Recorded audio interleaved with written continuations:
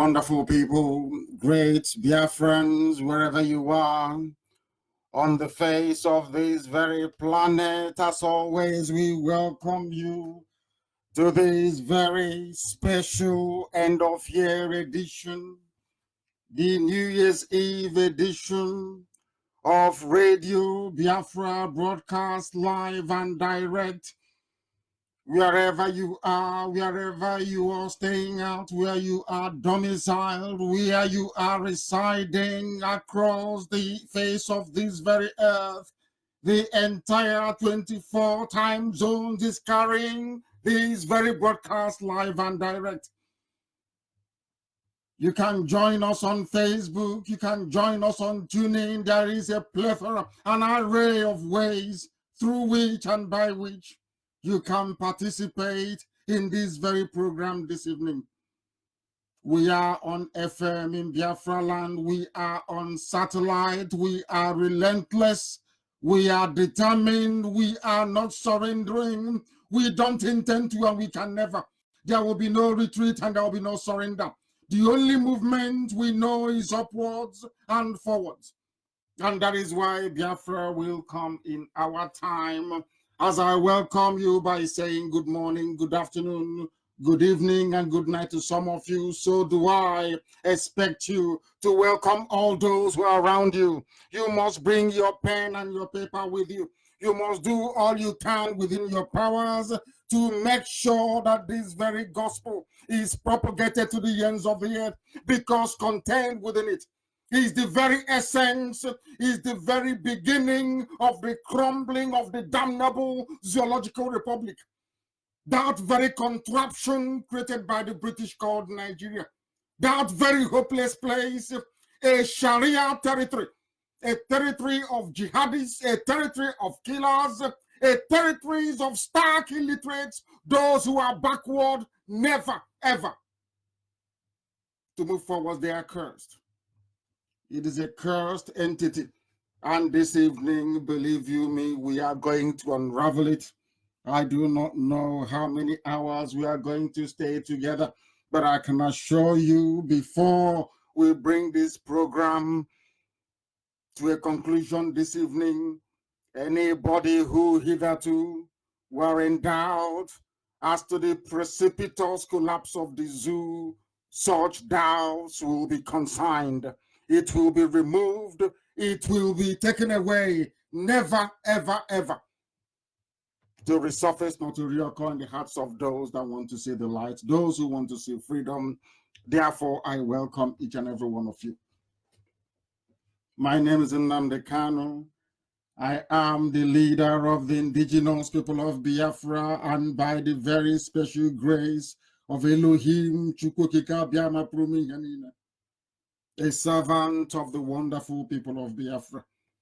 Our job is to disseminate this very gospel. Our job is to preach it. Our effort is all geared towards the restoration of Biafra, and there is nothing any mortal can do to stop it. Even now, the zoo and their leadership is beginning to acknowledge, and they must know that they are in very serious trouble. We are not going to be placated with warm words about restructuring. We are not going to be moved from our position with mindless, or should I say, very vacuous assurances. We are determined and we are very resolute. The only thing we want is Biafra, nothing more, nothing less. People can decide amongst themselves to bring ridicule and shame to their ignorance, but insofar as IPOB is concerned, we are resolute, we are determined, we remain ever pure, both in heart, in spirit, and on this very temporal flesh. This very effort to restore Biafra is founded on the irresistible principle of scrupulous cleanness, whiter than white and whiter than snow. Therefore, we are unrelenting. Therefore, we are not, by any stretch of the imagination, going to trade this very noble effort for some sham restructuring. What we are interested in is the restoration of Biafra, and that is exactly what we intend to do. Before we proceed, I must please remind you to be mindful of the fact that you need your pen and your paper ready. Without your pen and your paper, there is no way you can learn. We have come to lecture. We have come to address humanity. We have come that those who are blind may see, that those who hitherto we are born and raised in ignorance may become enlightened, to understand their perilous state, to understand the hopelessness of Nigeria, and to do something about it, to extricate themselves from the hellhole that they find themselves in. This is Radio Biafra, and allow me to repeat that we are live and we are direct, and heaven is bearing us witness. That is a fact. There are those who may wish to stand upon what we have accomplished to perhaps relaunch their dead careers, but we can assure them that the path we have chosen is very arduous and very difficult. Only the pure at heart will be able to walk it. And that is exactly what this God-ordained IPOB is doing. Before we go any further, we must hand over our proceedings to heaven, to Chukwukika Biama Purumi, the creator of the heavens and this very earth. On this very New Year's Eve, the very last day of the year, according to Gregorian calendar, we must understand that.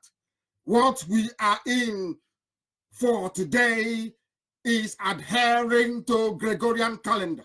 It is not the calendar of the ancients. We must always remember that. But all the same, considering that all the areas of the world touched, or should I say tainted by Western influence, is observing it at the end of the year, and by virtue we are obliged to do so. And we must pray to Chukwukika Biama, O Elohim in heaven, the giver of life and the giver of hope, you that have decreed that we will be alive in the land of the living to see this very day, not because we merit it, but because that is what only you have determined. We have come to the end of the year in the Gregorian calendar 2019. In all that we have been through, in all that we have endured, we give your name praise. We lift you up because there is no other like thee. In sickness and in health, we praise your holy name. In good times and in bad times, we adore thee. We remember those who are incarcerated. We remember those who were with us by this time last year who are no longer here. My parents amongst them. We remember those who have suffered, those who have lost limb, those who have lost a part of their body, those who are suffering, those who are in pain because of the restoration of Biafra. We are going through all this that your will may be fulfilled upon the lives of those that call upon thee morning, noon, and night, because we have no other than thee. There is no God elsewhere apart from thee. There is no other entity. There is no other befitting of praise and adulation except thee, O Elohim. You will listen to our prayers. You will deliver us from the hands of our enemies. You will hear us when we call upon thee.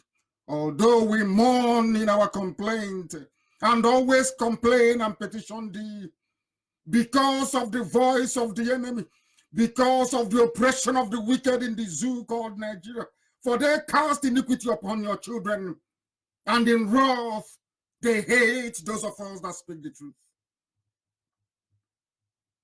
Fearfulness and trembling have come upon some of your children, and horror has overtaken us.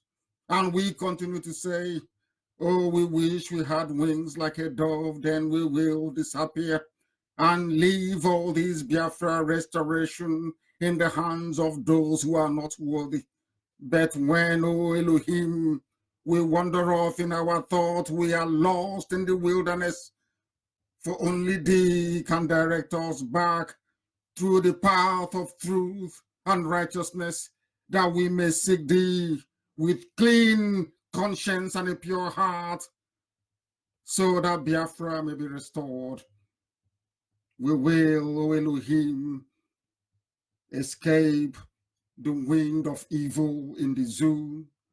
For Biafra you have set apart as your own. You will destroy all those that have sought to destroy us in the past. You will destroy all those who are seeking to destroy your children.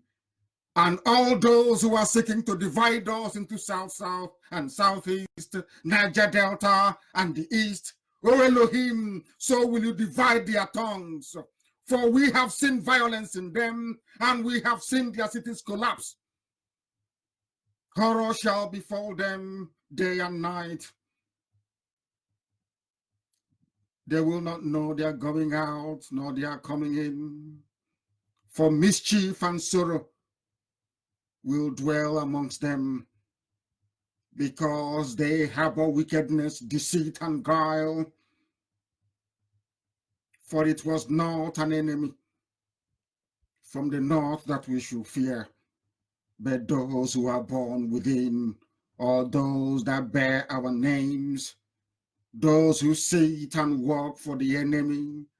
All their work will come to nothing, for they will be destroyed. For we have devoted all that we are unto thee. For only you, Elohim, is our hope. Only you, O Heavenly Father, have we sought refuge under. For the zoo will fall. Nigeria will be seized by death and destruction, and they cannot escape it. For you have heard our cries and our affliction. For you, only you, abideth by the word that cometh forth from your mouth. For you have decreed that Biafra will come. And so we know, we hope, we pray, and we tirelessly work towards the restoration of your kingdom upon the face of this very earth. Because the words of your mouth are yea and amen. For you have proclaimed Biafra, so shall Biafra come in our time. For only you, Elohim, shall bring down into the pit of destruction the damnable zoological republic, that very Nigeria, bloody and deceitful, that you shall destroy in the days of the sons of men, like in our time, that Biafra may come, and your name exalted, praised, adored, and worshipped. Forever and ever we pray. He said, this evening, as I said earlier, if you do not have your pen and paper, you are missing a lot. This is a lecture, not just a broadcast, but a lecture. This evening, we shall attempt to tell you about the origin, the genesis of the jihadi movement you have in Nigeria today, this very evening or morning or afternoon or night, depending on where you are. You will come to the full realization that Nigeria is so hopeless that any attempt to sustain it will lead to further bloodshed, will lead to the jihadists gaining more foothold in the south. It will lead to the utter destruction of our way of life. It will mean that we will no longer exist as a people. Anybody championing or carrying this very burden of the preservation of one Nigeria, I can assure you they are working towards your destruction as a human being and as a race of people. This is the context. What I'm trying to do this evening is just a context so you can understand it. I will try not to be too grammatical because our grandmothers are listening. People who do not say English as their preferred language of communication, it is our responsibility and our duty to ensure that they grasp the essence of this very gospel this evening, because this is a gospel. A very important one at that. We need to build a better understanding of the mess we are all in and the desire of a supposedly Christian Britain You must understand this. You must open your brain. You must open your mind. You must begin to digest what you are hearing this evening. This very gospel is important. Very, very important, because later on I will talk about what the president of Rwanda said about the way we reason. That is the only problem. But my happiness is now we are beginning to come alive.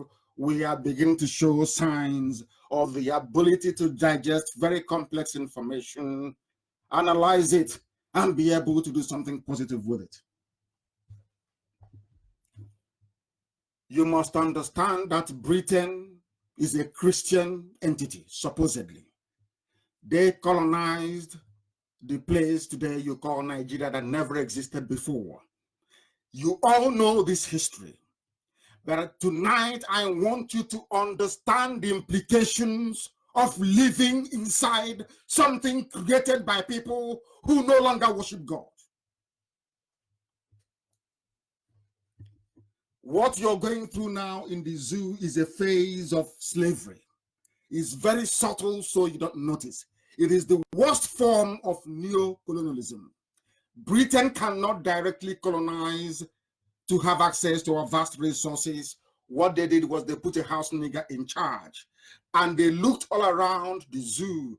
They couldn't have picked Nnamdi Azikiwe because he's learned, albeit with his flaws. They couldn't have picked Awolowo because he was learned. They went to the north to hand over power to them, because they know that they are Lamajri, they are Janjaweed, they know they are jihadists, they know they are more preoccupied with implementing and fostering their primitive way of life on other people than to be concerned with the art of good governance. Art is A-R-T, please, not act. Art of good governance. You can never get it from them. We are going through a phase of slavery, using illiterate Muslim Al-Majri in the zoo to hold everybody down in bondage. I give you a very simple example before we proceed very quickly. I want you to please tell me in which world you inhabit. Will somebody like Onogan and all the learned people who are on the bench be relegated to the background and a Sharia judge appointed as a CJN? Somebody who cannot express himself, be it in Hausa or in English. Somebody who is not free enough, doesn't even understand the law. A chief justice of a secular, supposedly secular nation, or should I say a secular contraption, arguing for the inclusion of Sharia in the constitution, which means that he doesn't even understand the constitution of Nigeria, which I will explain later on. By merely introducing Sharia into Nigeria, for Obasanjo to allow the 12 Arewa core North states to introduce Sharia, what they have done effectively is to amend the constitution without going to the National Assembly. You must understand the importance and the critical nature of this very aspect of political development in Nigeria. For them to have Sharia without going through the legislature in Abuja means that they have already tampered with the constitution outside the provisions of that same constitution that kept mentioning Sharia. I'm only giving you a bit of background. So when we proceed, you can anchor what you hear on all these very critical pillars that I have mentioned just this very moment. What you have in Nigeria is an alien socio-political arrangement of which the only beneficiaries are Fulani Al-Majiri. They are the direct beneficiaries of colonialism. You must understand this. Those who are benefiting from the years of slavery and suffering of the people of the South are the North. Britain never took Christianity to them. They refused. Boko Haram that you're seeing that says Western education is dangerous was exactly the same thing the North said to the white man when they first had contact. I'm sure that some of you are now familiar with the statements and pronouncements of Olusegun Obasanjo. that said how, in fact, told all of you who were ignorant before, how many years it took for the British to subdue Biafrans. You must understand the importance of that very statement. What they did was, Britain had to leave Nigeria. But for Britain to retain their control, their influence, to still be colonizing Nigeria till this very moment, they needed a house nigger to do the job for them. And who are those house niggers? They are the Alamajiri Janjaweed, the Fulani feudal laws you have in the north. While they were busy mouthing Western education is dangerous, when they first met the British, I'm not talking about Boko Haram. This was what I'm trying to build this evening is for you to understand that terrorism, Fulanization, Islamization, they are all one and the same.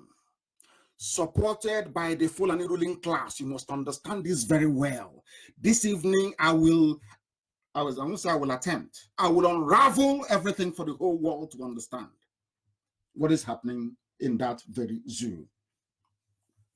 While they were busy telling the white man then and people now that Western education is dangerous. After all, if it's not dangerous, why would they appoint an Alekali to come and become the CJN of Nigeria, Chief Justice of the Nation?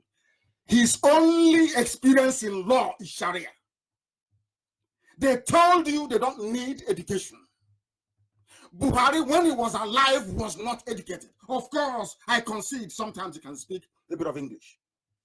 If you can listen to him, that is. Or if you can hear what he's saying. No certificate, nothing whatsoever. The same thing with the CJN, because they told you that Western education is meaningless. They don't need it. And now they're proving it to you that it's not needed. Not just through terrorism, but by the appointments that they make on a daily basis. While they were busy mouthing their rubbish that Western education is dangerous, they were busy building and forging and enduring master-slave, house-nigger relationship with the British. Because the British, they know this very well, that the East will not bow. And to an extent, the West. They won't, because they're educated. That thing, you know, they know it. They went for the blind house niggers in the North and gave them leadership.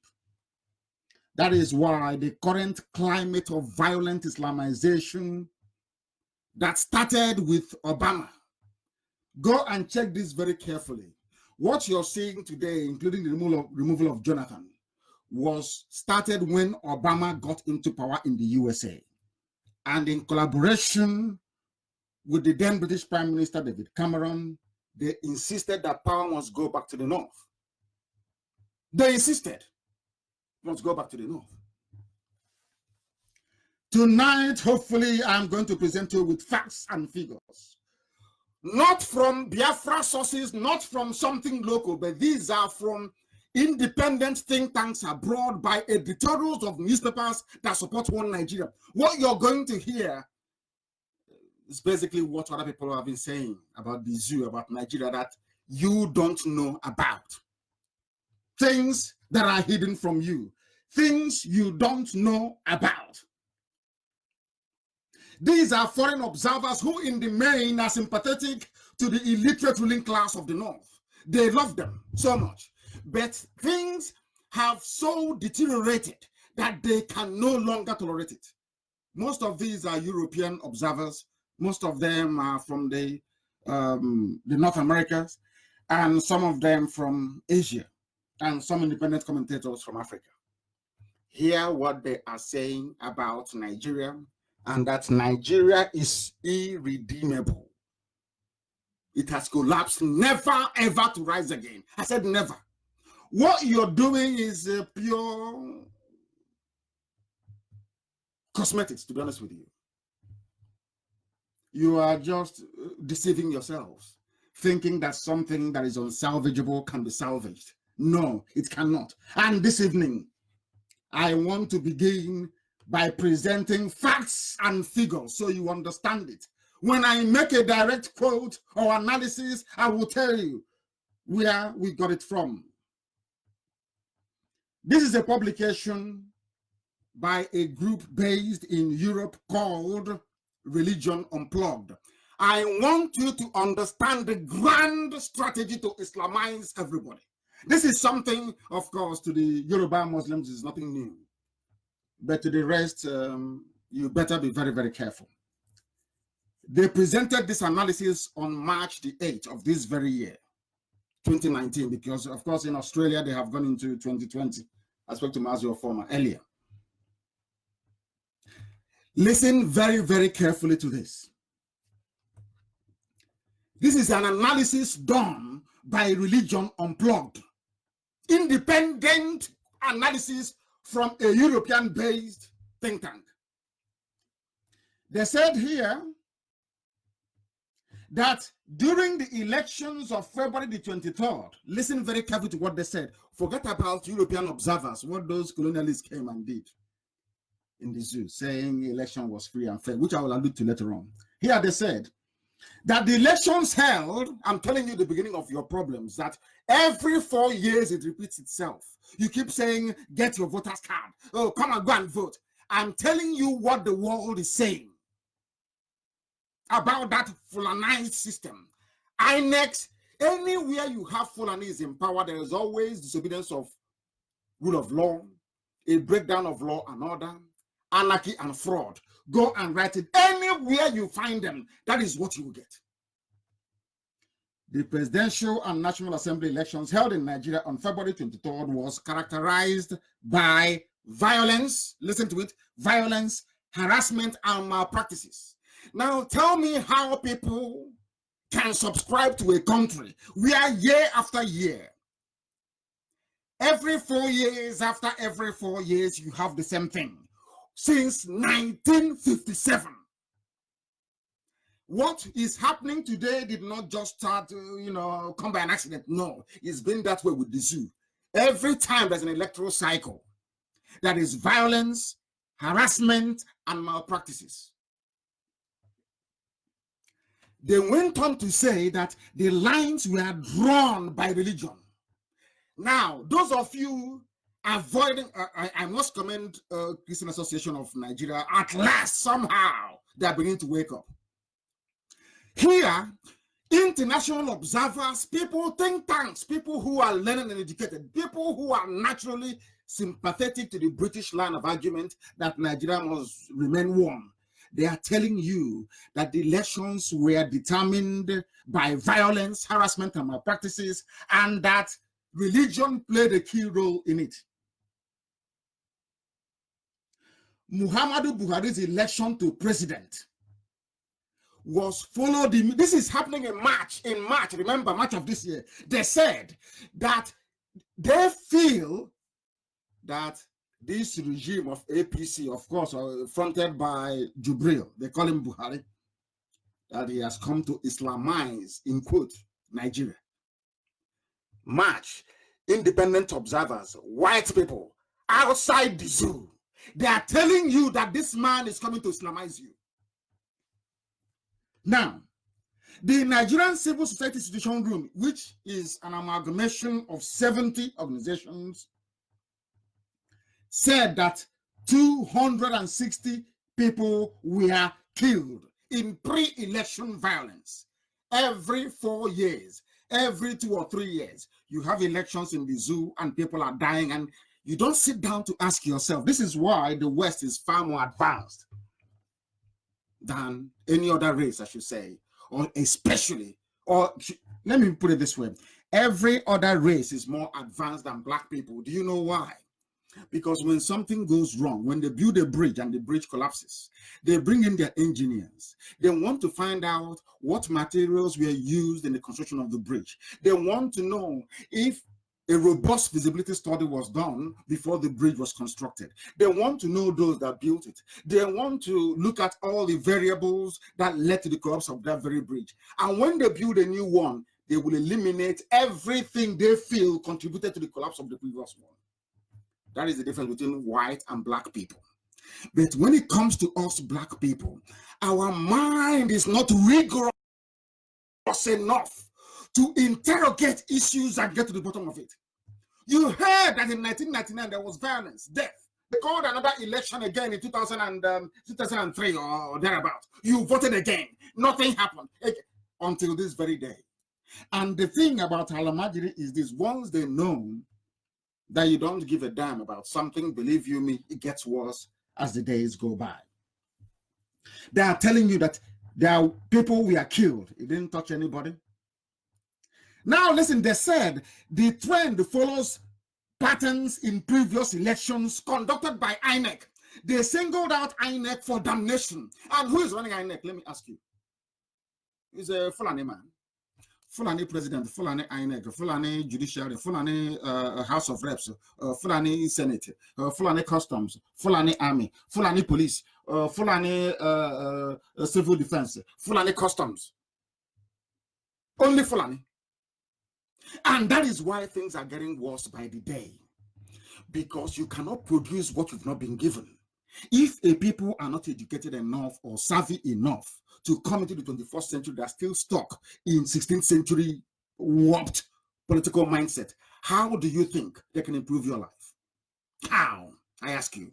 And they have set up a system and a structure so rigidly held down that even if you have something in your brain, once you go or walk into any office, you become like them. That's what they have done. Remember that in 2011, as many as 800, conservatively speaking, I'm trying to be conservative, verifiable figures, 800 people were killed in post-election violence. According to research conducted by Human Rights Watch. Why am I pointing all these things out? I want to establish a pattern of behavior in the zoo. I want to let you understand that those you claim are politicians, those you claim you're voting for, they lack the capacity to address the difficulties and the issues confronting you on a daily basis. In other words, Nigeria as presently constituted should not exist.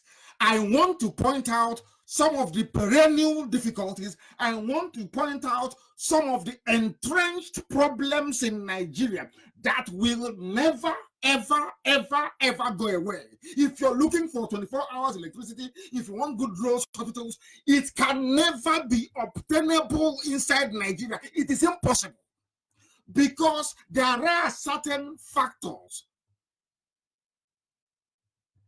welded to the fabric, to the foundation, the very fraudulent base of the zoo that you can never dislodge. Never, ever, ever. It doesn't matter how many times you pray. It doesn't matter how many times you prophesy. It doesn't matter how many degrees you have. It doesn't matter how much green and white fabric you've wasted trying to convince yourself that you're patriotic. It will never go away. The analysis I'm bringing you are foreign-based observers. No, the zoo, they cannot publish such a thing for you. Never. Because they manage the news very well. They know how to bribe Google. They know how to bribe Facebook. They know how to bribe people to do whatever they want them to do. Of course, money rules and money talks. I want you to understand that the cabal is prepared. The Fulani-controlled North is prepared. I'm telling you, they are more than prepared. 10, 15 years ahead of everybody else. Some of us are going to go to church today to be mouthing the usual rubbish. But there will never be any improvement in our living conditions until we learn how to reason properly like human beings. Until we understand that Nigeria is not sustainable. What I'm giving you are facts and figures based on independent analysis and study of what is happening in the damnable zoological republic, in that hellhole called Nigeria. Human Rights Watch. In 2015 elections, many people died. They said it was peaceful. How many? I don't like people dying. Of course, I hate it. I'm not a violent person. How many people died in USA as a result of, anti-Semitic attacks against the Jewish people? And it was reported all over the world. In elections, you kill 800 people, and a human being will write and tell the world that the elections were free and fair. Incidentally, most of you don't know this. Do you know that religion, Islam versus Christianity, was the undercurrent, was basically the undercurrent throughout the campaign of 2015, and even the one that you had early this year? They said that the result from, I'm telling you this to drive home the incompatibility of the various groups. I'm not saying Christian or Muslim, no.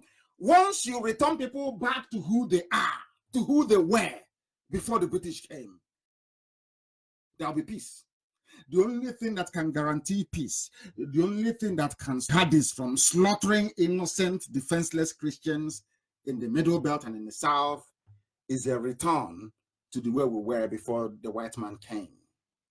And it is not. See, people keep telling you this nonsense. It's for the National Assembly. If we have a democracy, if you have any gripe, take it to your MP. I don't call them MP. Take it to your senator, your House of Reps member. But I'm asking the Fulani Janjaweed, the Alamajiri, when you change the constitution from a secular constitution, a non-religious constitution, when you inserted Sharia into the laws of the zoo, when you quite literally carved out 12 states in the north to say they are Sharia states, what do you think you were doing? Did you go to National Assembly? So when it comes to other people, they should follow the due process. Go to your senator, go to House of Reps member, so that the chamber can debate it in Abuja.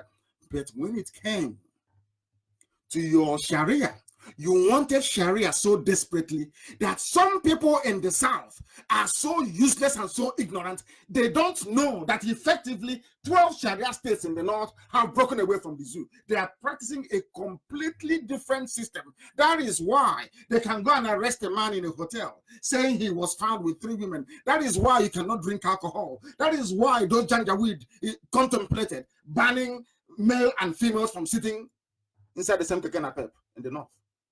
You don't understand it. Some of you are too blind. When I say the thing, I hate them, we are too pompous, we say that. No, of course, I'm not saying that. What I'm trying to drive home is this, is that the way that you reason is flawed. That is why you cannot understand that when the Fulanis wanted something so desperately, when the jihadists in the North, we are so desperate for Sharia, they did not go to Abuja to ask anybody for it. They sat on their own, they decided, and they forced Obasanjo to implement it. So when somebody is telling you about Sharia, oh, you shouldn't do this, you shouldn't agitate for Biafra, you must go through the right channel being, let it be discussed and voted upon in Abuja. You tell them who voted for Sharia to be introduced in the North. Who voted? They willingly subverted the constitution of a country. Some of you don't understand the implications of this.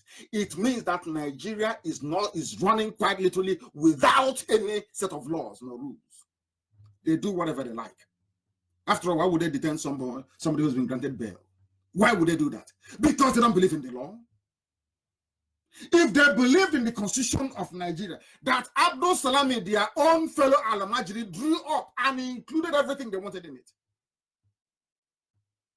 there is no way they could have gone outside that same constitution to introduce Sharia in the 12 states of the North. This is just I'm only beginning. I've not even started this program very well. I'm just pointing out some things that will guide your thinking, that when we get into the substance of the involvement of the late Buhari, the involvement of Abba Kyari, El-Rufai, they call him the Sultan of Sokoto, in the current wave of terrorism in the zoo, you will understand it.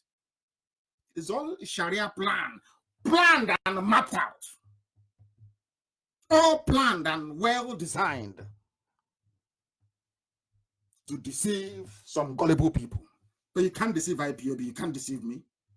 We are learned and highly educated. You can't deceive us. When they tell you, don't agitate, you must go to the right, we're in a democracy. Ask that person, which channel did you people, you Sharia Northerners, which channel did you go to before you introduced Sharia in the North? Did you go to National Assembly? Did the Nigerian Constitution ever recognize Sharia? The answer is no. It mentioned it. It never said it is a way of life for a people. But you introduced it behind the Constitution. Now, when we agitate for Biafra, you say, oh, why don't you go through National Assembly? Did you go? All this Alamajiri, I'm asking you, all the Janjaweed, did you go through the National Assembly? I'm saying this so that people in the West, the more moderate, reasonable people in the West in Yoruba land can be able to reason and understand what I'm saying. I don't hate anybody, but I hate fools. I can't stand people who cannot reason very well. So you're telling me it's good that one law operates for the Janjaweed, the Alamajiri in the North, and another law for people in the South? Is that what you're seriously saying? Is that what you're seriously saying? We are going to Biafra and nobody can stop us. It is they know it. Abba Kyari, who is currently forget all the nonsense, Jubril, all the makeup they put on his face. He will come out. One day his ear is cleft on the right, the other day is on the left. Nobody knows what he's doing. No. And we know that Abba Kyari is the one running the zoo with the help of the input of the Cabal from the North. We know. And they are determined. They know this is their opportunity. If they miss it, they know that if the presidency were to come to the South, that they are finished. They know that very well. There will be structural reforms that will put an end to their reign of terror.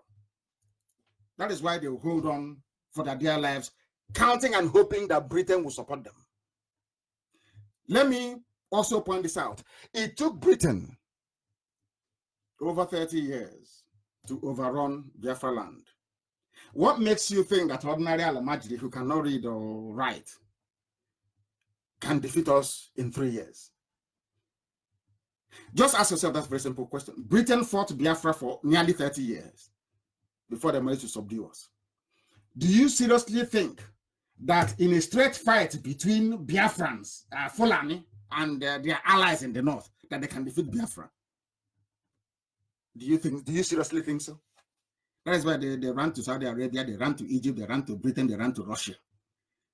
All these countries fought against, including OAU, fought against tiny Biafra. And we held them for 3 years. It was what I would call the Third World War.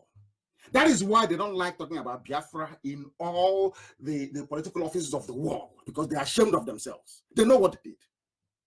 When I hear Nnamdi talk about the war, I feel sorry for the fools. Did you fight any war? It was the Egyptians who were flying your airplanes. Did you fight any war? All the logistics were provided by the British. The British ensured there was air, land, and sea blockade.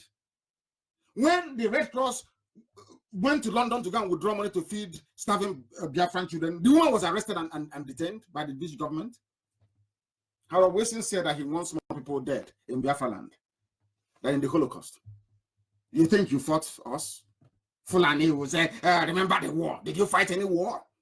Junaid Mohammed, did you fight any war? Amda Abdullahi, did you fight any war? Did you see war? In all the, should I say, some of the theaters of war that we've had in recent times, including the Ecomob missions and all the rest of it, how many Fulani people were there at the front line fighting? Buratai that you see today, has he seen battlefield before? Buratai, the chief of army staff. That is why, because he's never seen war before. He doesn't understand what a soldier is supposed to do. That is why there are in marketplaces harassing women who are selling crayfish. He's not a soldier. No genuine soldier will go to harass civilians. The reason why you have dictatorships in Africa is because their soldiers don't even fight wars. All they do is harass. Look at Ethiopia that's fought a war before. How there is freedom and progress, because soldiers know if you call them to go and kill, they will tell you no, they will not go. They have seen war before. You have Alamajiri in the north. They have never seen any war. The only war they have seen is to fly their helicopter to Kuje to make sure that I'm in prison. The only war they have seen is coming to Biafra land to kill unarmed protesters. The only war they have seen is to come down and massacre people who are praying. Because Britain is supporting them, because Britain is covering their back, so to speak. Daddy Britain is there. They can do whatever they like. Abba Kyari can do whatever he likes. Britain will protect him, because it is in the British interest that a Fulani man is in power. It is in the interest of Britain, not all of Britain, some people, some key people. It is in their interest that Al-Majri is in power, because they know once Al-Majri is in power, people will be selling their generators now because there will never be any light.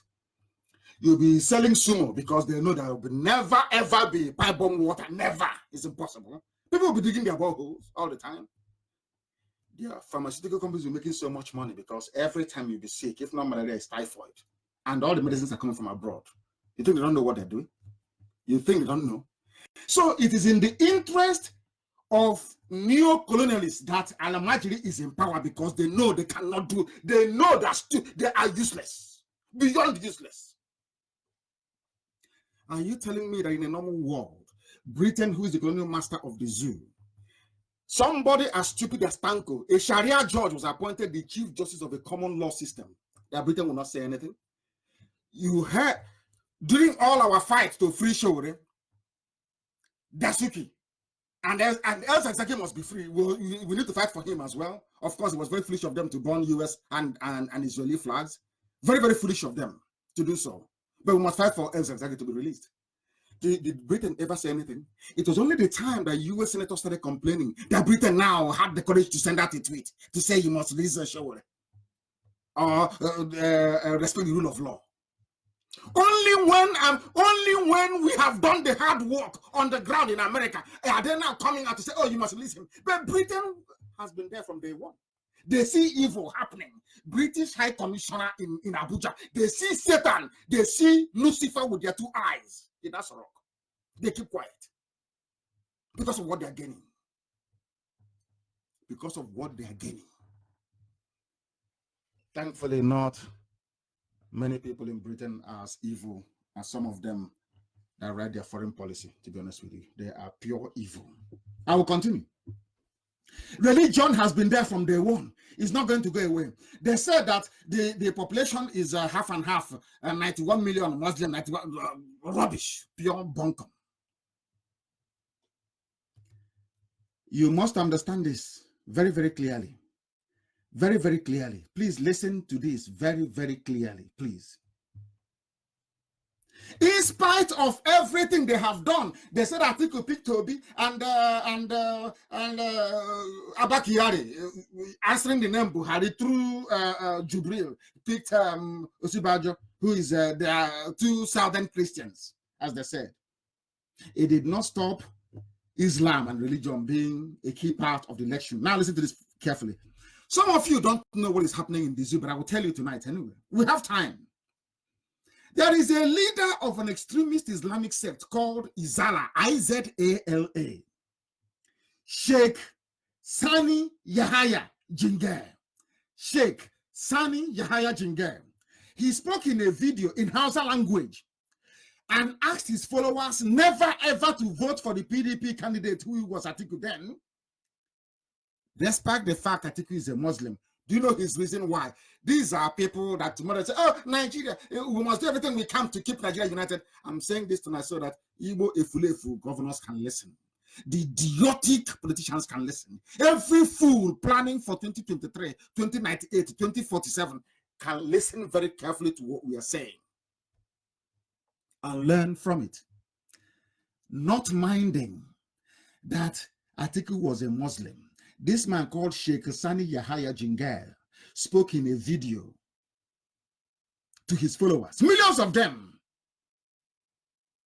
He said that Atiku, these are his words, Atiku's running mate is from the Igbo stock, who are Christians. They killed our Sadwana, and because of that, nobody should vote for Atiku, because if you vote for Atiku, that means you're voting for those that killed the Sadwana. Some of you have forgotten that the governor of Kaduna State now planning to come and run, and I know there are some idiots in Biafra land. There are some fools in Biafra land, entire Biafra land, who may be thinking, oh, I'm very poor, I'm wretched, oh my goodness, why don't I support Nasser El-Rufai's candidacy? Maybe money will come to me and my family. That very selfish way of reasoning. is only about yourself. If I was thinking of myself alone, I will be a multi-billionaire in foreign currency. You don't know how to make sacrifices. All you know to do is to sabotage. All you know to do is to run to the Alamajiri because they know you will come. They know the reason why they are dealing with Oshomole today is because they know there's an endless, it's a conveyor belt, endless supply of idiots from the south. Endless supply. So if one Oshomole goes, another idiot will replace him. They know that very well because you're all very hungry. And before you all say, if you're hungry as well, you do something. I spent all my money funding Radio Biafra to the point that I was sleeping in a car, hungry. I didn't give up. I will go to work, make a lot of money. I will come back and I will spend it on Radio Biafra shortwave. If you think shortwave is cheap, go and try it yourself and see how expensive it is. So we've been there. Don't come and tell us nonsense. Oh, my family was hungry. Because of that, I had to sell my conscience. Some of you will fight for El Rufai. And I will tell you what he said. He said, listen carefully to El Rufai. These are your... When they talk about the elite and the leaders in the zoo, I'm only building I've not even started, I'm only building a background to what is happening in the zoo so that you all can learn and understand, reason and think. He spoke on Channels Television, that's Alamajiri station. He said, this is from El Rufai. What if I tell you that no matter who I choose as my running mate, even if I choose the Pope, 67% of the Christians in southern Kaduna have made up their minds that they will never vote for me. But people come ignorantly in the outside world. They say, oh, but the North is all Muslims. No, of course not. Southern Kaduna they are all Christians. But they have been subdued. The mistake that these people, Southern Kaduna, the mistake they keep making is that they keep thinking that Biafra is against them, that you Biafra go, they will suffer. No, you are making a grave mistake. Biafra is your redemption. Only Biafra, I'm telling you the truth, only Biafra can save people in that very zoo. Only Biafra can. Nothing else will. I said nothing else. No amount of restructuring, no amount of warm words. And I'm happy to hear today that Kanu is saying they are fed up of the condolence message coming from Asarok. They are tired. Anytime a Christian is killed, there's a condolence message. Rubbish. They are tired. What is the solution? I want people to sit down this night or morning or afternoon, depending on where you are, to actually contemplate what the solutions are to the problems, not just lamenting, but what are the solutions? The only solution viable is close your eyes and think of how we were before the white man came. The people that put us in this mess is the British. And it's a good thing that actually the French government have come out to say that colonialism is evil. It's the British. And because they see themselves as God, you know, they are very proud, they are God. We went to Africa, you know, those dumb monkeys, we created nations for them, and they are there. Nobody should touch the boundaries, it should be that way. Who told you that? Southern Sudan broke away, albeit there are teething problems there. Eritrea emerged. And so will other nations emerge. Now, if it is the wish of Eritrea in the future to go and join Ethiopia in a bigger, wider, whatever country, it is their prerogative. Give it to them. That is the essence of democracy, to ask the people what they want. Isn't that what we're asking for? Isn't that what we're asking for? He said, even if I choose the Pope as my running mate, they won't vote for me. The issue is this. From the mouth, listen carefully, from the mouth of the governor of Kaduna State right now, El Rufai, he said, Kaduna State is divided. From the mouth, if Kaduna State is divided in the north, if Kaduna State is divided, how do you think you can put the country together? It is impossible.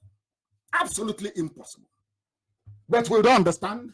It's entirely up to them if they will or not. But we are moving on, we are marching on relentlessly. You see, I said it from the beginning. By the time God is my witness, by the time we are done with the zoo, you see the name Nigeria will no longer exist. They will answer Arewa in the north. They will answer Oduduwa or whatever name they choose, and will be Biafra. Should these people then decide to come together, or Middle Belt, if they're strong enough to stand their ground, if they're strong enough to stand their ground, they can emerge as one nation if they have one common identity or one common way of life.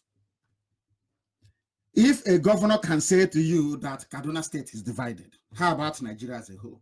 But the impression they give is that the North is one North is a lie, deception. They want one North, but divided South. Midwest, Niger Delta, South. But in the North, they are all one North. Despite the fact that in Kaduna, you won't believe this, in Kaduna State, Christians outnumber Muslims in Kaduna. I'm not talking about Christians that came from elsewhere, from Biafra land to reside in Kaduna. No, indigenous people, southern Kaduna, there are more Christians than Muslims. You don't have such dichotomy anywhere in the South. But they give you the impression that the South is divided. No, that from the mouth of the governor of Kaduna State, on Channels TV, he said that that Kaduna State is divided. Apart from Governor El Rufai, these people also recognize that Buhari had an agenda to Islamize Nigeria, even during the campaign. When we were saying this, you didn't listen, but of course, the good thing is that it's good to be underestimated in life. If they knew how far we would go in the pursuit of Biafra under IPOB, oh my goodness, they wouldn't have let us get to where we are today. They thought we are miscreants, we are wheelbarrow pushers, they are touts, they are all those sorts of names. And the more names they call us, the more enthused, the more energized we become. And what we have done is to undermine them, and we'll keep doing it. That by the time the zoo is crumbling, it won't come to Britain as a surprise. They will see that the morons they handed over power to in the North are as useless can be. That's what we're trying to do. We are trying to say that, okay, if you're not happy with our agitation for self-determination, let us show you what they're doing in Nigeria. We will expose Nigeria to the world, and that's what we're doing. We've only done about 9% of the job. Only 9%, and the whole place is crumbling. They're not talking about restructuring because of IPOB. They know they're dreaming. They're wasting their time. The only solution is Biafra, and they understand it very, very well. Outsiders are telling you that the country called Nigeria has an Islamization agenda. Remember what Femi Adesina said, that anybody claiming that the administration has an agenda to impose Islam on Nigeria is false and wicked. That the objective is to stoke up religious division for political gains. But you had El Rufai. Here you have somebody in Asurok talking rubbish, but El Rufai said that his own state is divided along Christians and Muslims. They don't see eye to eye. Do you see the confusion that reigns at the heart of the zoo? You know, some of these Pentecostal pastors, I know that some of you will hopelessly and foolishly go to your crossover night and all the nonsense that you call it. Some of these pastors don't allow you to reason. They don't let you reason properly. I'm telling you the truth. Only if they can stand and speak and stand on the truth, you will see what will happen in the zoo. In Adamawa State, again, there is a substantial Christian population, but some of you don't know this. Adamawa, I think that's the state of Atiku Abubakar. Over the last 4 years, listen carefully, 4 years, over the last 4 years, Muslim Fulani jihadists, that is what they call them. This is an international organization, a think tank. They call them Muslim Fulani jihadists. They have destroyed Christian communities in Adamawa State. And I understand the reason why somebody from Adamawa may want to say to IPOB, oh, don't have Biafra, we want one Nigeria, because they think that, even the Yorubas as well, they think that if they have Biafra in Nigeria, is safer for them. At least not all of them will be killed. They are thinking, look at Christians in Adamawa, they are thinking that, oh, if Biafra should go, then their life is over. Quite literally over. Because the Muslim Fulani jihadists will kill all of them. But we are saying to them that Biafra will defend them. We will defend every Christian, wherever you are, inside Nigeria. What Trump and Johnson needs to do, because since they've come out to say, oh, we'll defend Christians, don't bring American soldiers. Only a free Biafran nation can do it. And I am saying to Christians in Kaduna, Christians in Adamawa, Christians in Niger, in all the Christian states of the Middle Belt, your only guarantee, the only way you can remain the way you are is if Biafra comes, or else forget all these warm words. We will fight for you. You'll be dying. You are being slaughtered every day. Nobody will save you. That is why Christians in Kaduna, in Adamawa, you must support the emergence of Biafra. Only Biafra can save you. Do you think we'll stay in Biafra and allow them to? Of course not. And once there is Biafra, this Fulani madness will be cured overnight. It will be cured. For as long as Nigeria remains one, they'll keep killing. They'll keep driving their cattle into our farms.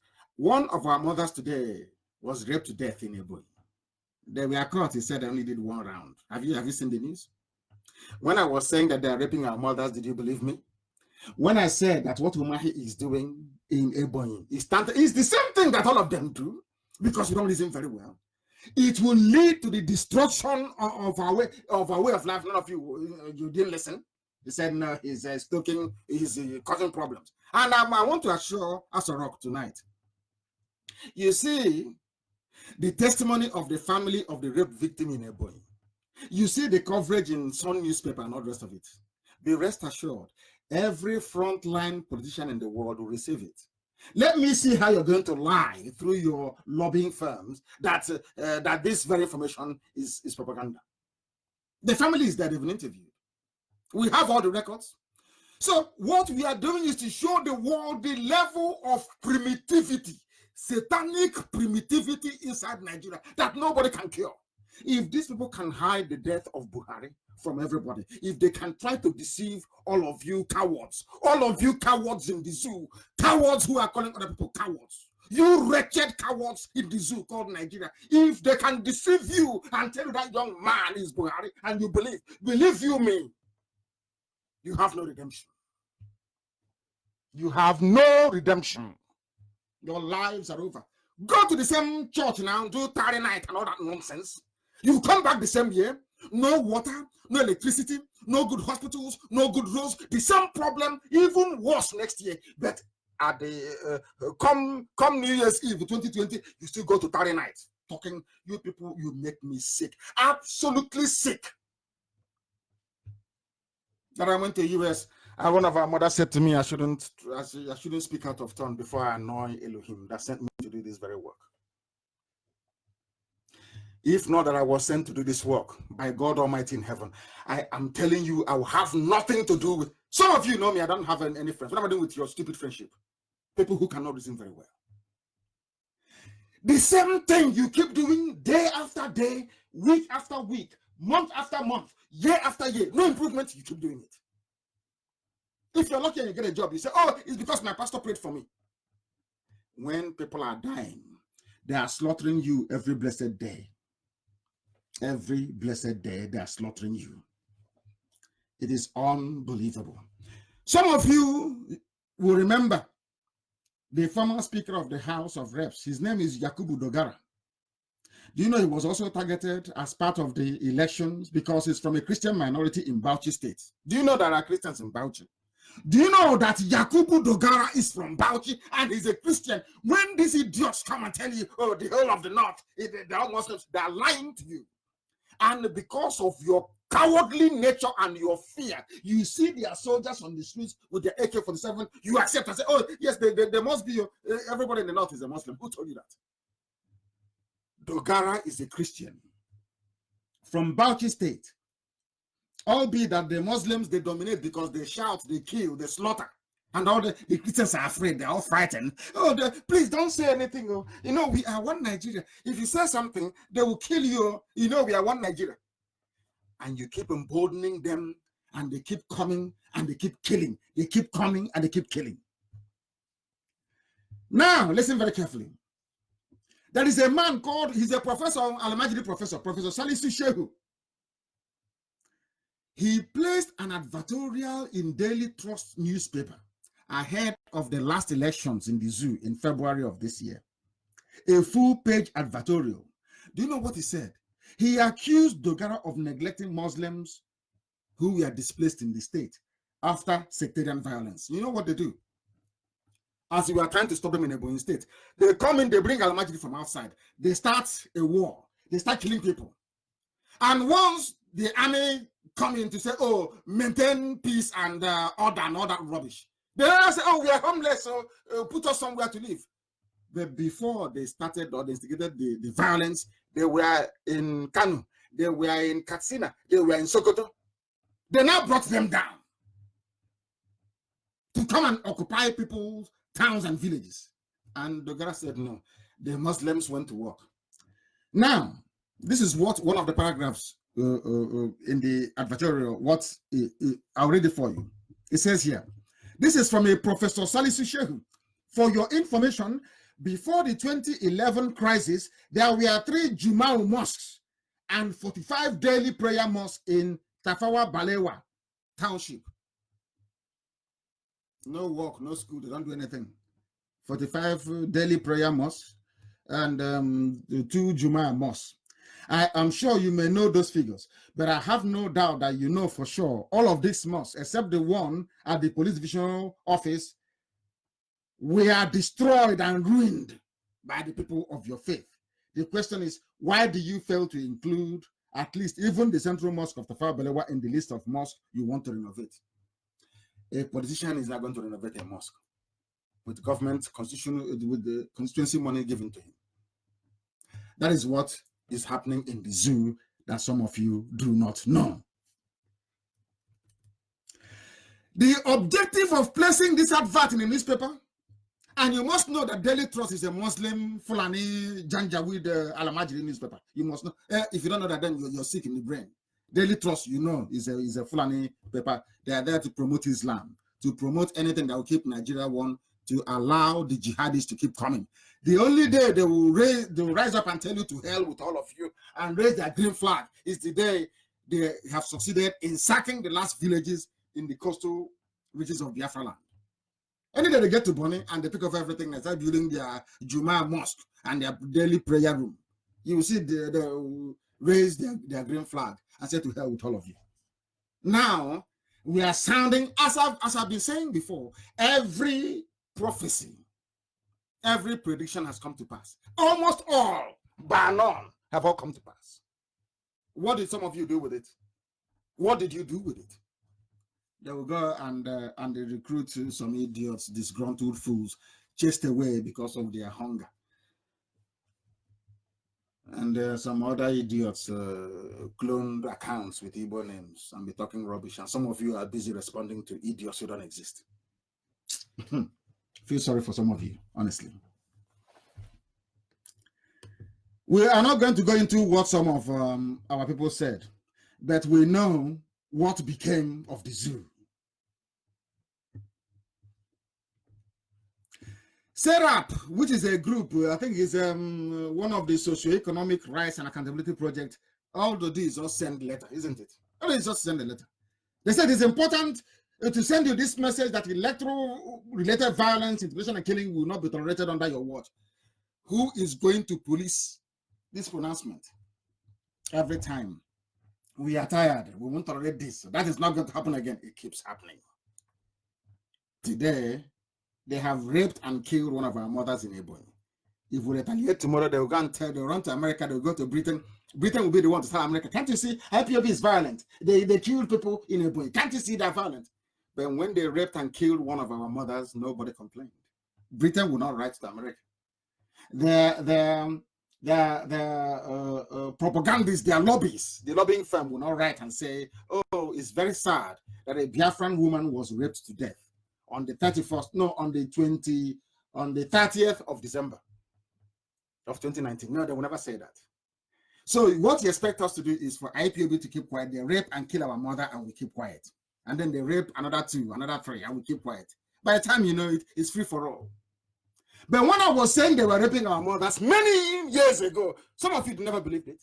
And I said they will rape, they will abduct, they will kill us, and the world will say nothing. Is that not happening now? That we need to band together as a people and resist this evil before it's too late. And some of you were saying, oh, we are in APC. It's our turn. Some idiots. Please, Buhari, can you give us the presidency? Can you believe such rubbish? As if the presidency is on. So the same nonsense that Azikiwe did, the same rubbish. Test presidency for 4 years and remain a slave for 400 years. That's what they want. Fools. They will never succeed this time. Never ever succeed.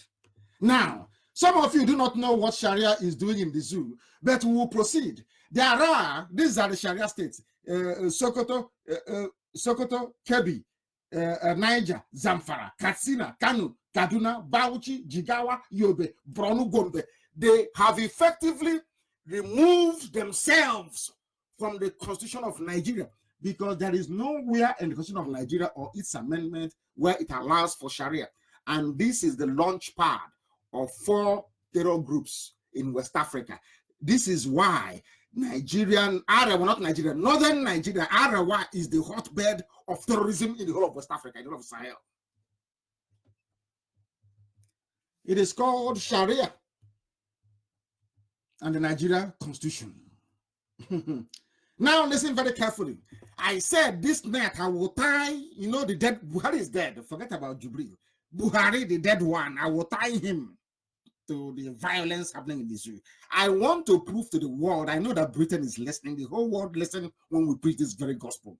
We want them to know, I want America to know, I want the whole of Asia to know, I want everybody, South America to know that Buhari, though they are governing in his name right now, is the chief terrorist you have in the zoo. I'm going to prove it to everybody so that the world can know. Forget all the nonsense they're telling you. They think they can, we are many. Everywhere in the world. Everywhere in the world. There is no way on this earth they can keep borrowing money. All the money they're borrowing, they're using it to fight IPOB, to be bribing government, bribing officials. Oh, don't let them come in. Don't try to see them. That's all they're doing. All the money they are borrowing it to try to stop IPOB. Are they succeeding? The answer is no. They can never succeed. They have never succeeded before. They will not succeed now. They will never succeed ever. Never, ever, ever. Because we are clever. We are intelligent. We are Biafrans. We don't have money, that is true. But we are doing something that millionaires cannot do. And they know it. The zoo, they know it. They'll keep borrowing money until they go bankrupt.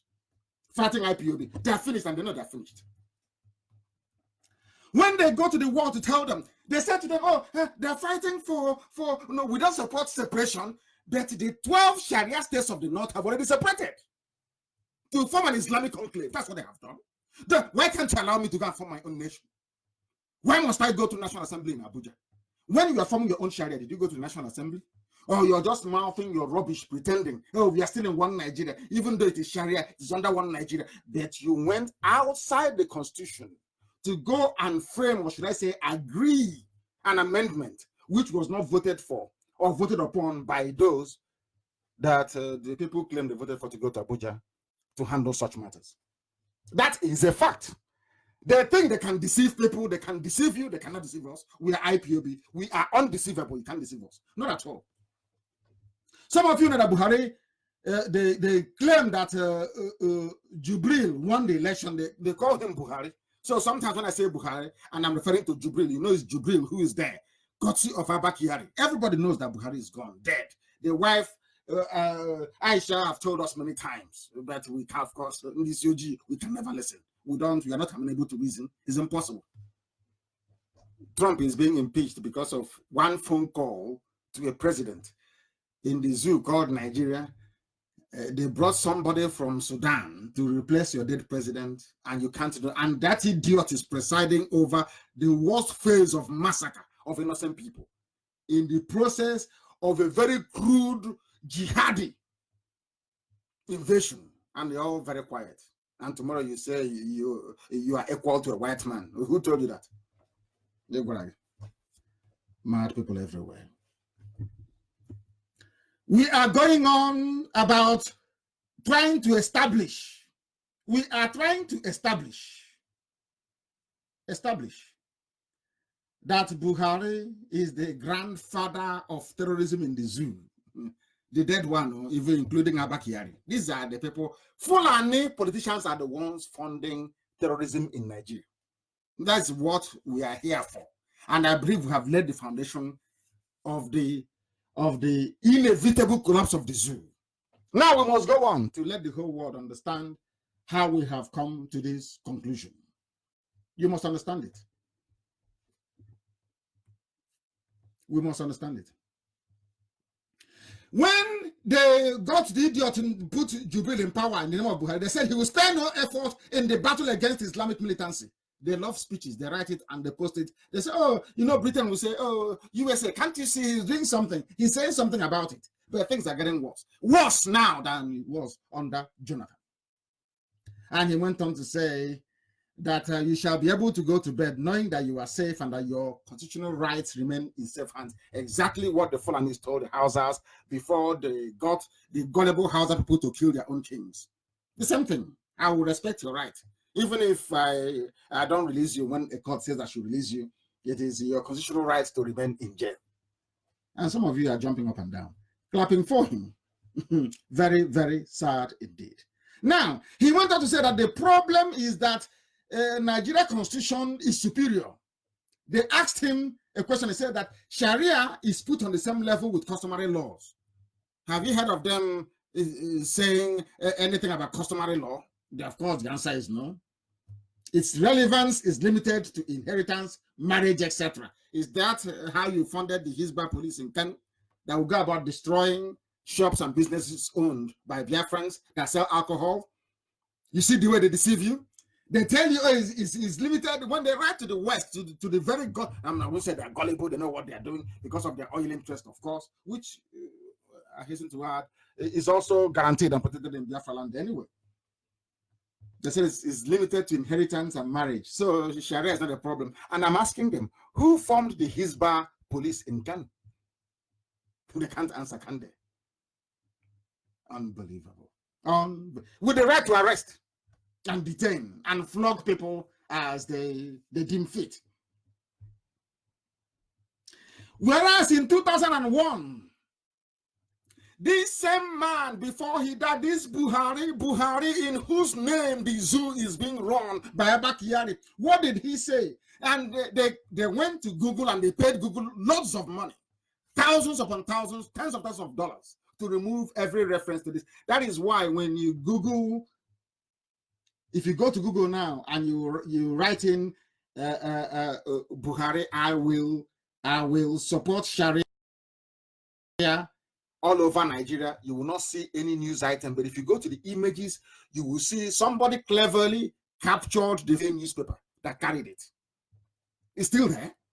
The news link is missing, but you can see this day front page. You will see it there. Very clear. Where it says, this is according to the man in whose name they are committing all these atrocities. Listen very carefully. People are very foolish. I want Nigerians to reason for once, only once. If it's only tonight that Nigerians can reason in all their life, they would have done something noble. What did Buhari say when he was alive? He said, I will continue to show openly and inside me the total commitment to the Sharia movement that is sweeping all over Nigeria. Not minding that there are sizable Christian populations in the north, he doesn't care. Where it is sweeping all over Nigeria, I don't know. Maybe with the help of Yoruba Muslims, you know, those ones, may God help them. I don't know. He said, I will show both secretly and openly my commitment to Sharia. And what did he do? He went and appointed, in his name, they appointed a Sharia judge to become the Chief Justice of Nigeria. And that same Sharia judge also said that Sharia must be included in the Constitution of Nigeria. Now, what other proof do you need? What other proof do you need? Are you that dumb? You cannot reason. I know we are blacks. You know, sometimes common sense is a bit difficult for us. But how difficult is it? In 2001, Buhari said, and I repeat, I will continue to show openly and inside me the total commitment to the Sharia movement that is sweeping all over Nigeria. He went on to say, God willing, we will not stop the agitation. Oh, they were even in agitation then. No? We will not stop the agitation for the total implementation of Sharia in the country. He went on to say, Sharia is a legal responsibility which God has given to us within the context of one Nigeria to continue to uphold the practice of Sharia wholeheartedly in one Nigeria. Are you listening? Are you foolish? Are some of you still deluded? Are some of you so hopeless that you cannot see? I know that we don't want to fight another war. There's a lot of people you are saying, oh, we don't want to fight another war. But that is the mistake you're making. You're showing signs of weakness to the Alamajiri Fulani North. That is why they raped our mother. That is why they keep killing us. That is why they came to Zowan and killed. That was why they went to Nimbo, they massacred. That was why they came to Anam. Because you are telling them that no matter what you do to me, I will never fight back. If you slap me on one cheek, I'll turn the other one, you slap me as well. You can rape my mother if you like. You can abduct my wife if you like. You can abduct our children if you like and hold them captive forever. We will do nothing. Nigeria will be one. Do you see how stupid you sound? Do you see how stupid some of you sound? The same man that some of you are jumping up and down, he's a general, he's this. He was the one that said, I will Islamize you. That's the meaning of it. He's only using Sharia to cover it up. What is the meaning of Sharia? They're in agitation. Nobody called them terrorists. Nobody went and shot them dead. Nobody massacred them. Nobody. They are in agitation. But IPOB agitation is somehow bad. To the British, it is very bad. But when Buhari was agitating for Sharia, Britain said nothing. When the 12 states of the North broke away to form their Sharia, Britain, the granddaddy, the creator, the messiah of Nigerians, they said nothing. Absolutely nothing. Absolutely nothing. Now you understand, don't you? Now you do understand. They say I insult them, but I will insult because I don't feel sorry for myself. I am also included. Until Biafra comes, I will continue to be hard on myself. The thing about black people is, I call it the Democratic Party syndrome in America. Everybody knows in the US that it's only the Republicans that can help you become the man or woman you're destined to be, or to become, so to speak.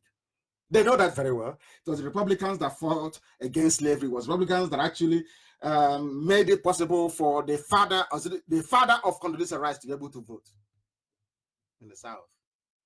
Who were the godfathers of slavery in America? It's not the Democratic Party. These Democrats you're saying, it's them that. So some of you don't even know this. It's the Democrats who are the slave owners, slave masters in America. It was Republicans that were fighting to save black people. But look at the way they turned history upside down. The same thing is happening in the zoo. The people who have come to kill you, you embrace them. Those fighting to liberate you, you jettison and you reject them. Unbelievable. Go, even Guardian newspaper carried it. Go and Google it now. Nobody can accuse Guardian or This Day or any of the zoo papers or Nigerian papers for supporting Biafra. They know. Go and Google now as I'm live on the air. Buhari calls for Sharia in all states. Google it. Buhari calls for Sharia in all states. It was carried by the Guardian newspaper. And the Guardian is as conservative as they come, isn't it? They support one Nigeria is owned by somebody from Edo, so they want one Nigeria so that the brilliance of Biafrans will not, put them to shame. Or some of them, I must say. He said this thing in 2001 and 2015. These statements, they mirror the legal controversy that is rooted in the conflict between the secularism provision of the Federal Constitution of Nigeria and the number of state laws and practices that allows for the application of Sharia beyond the sphere of personal laws. These are facts proven beyond every reasonable doubt. Nigeria is a Sharia country. Those of you who are Christians championing for one Nigeria, you're championing for one Sharia, one Islamized Nigerian geopolitical space. That is a fact of life. That is what they have all signed up to. That was why when Buhari died, they thought to themselves, oh my goodness, how are we going to continue this our agitation? They said, let us go to Sudan and get somebody to replace him. We found somebody who looks like him. And what happened to those two people who recruited Jubril? There today, they are dead. Are they not dead? They're dead today. So they will not say.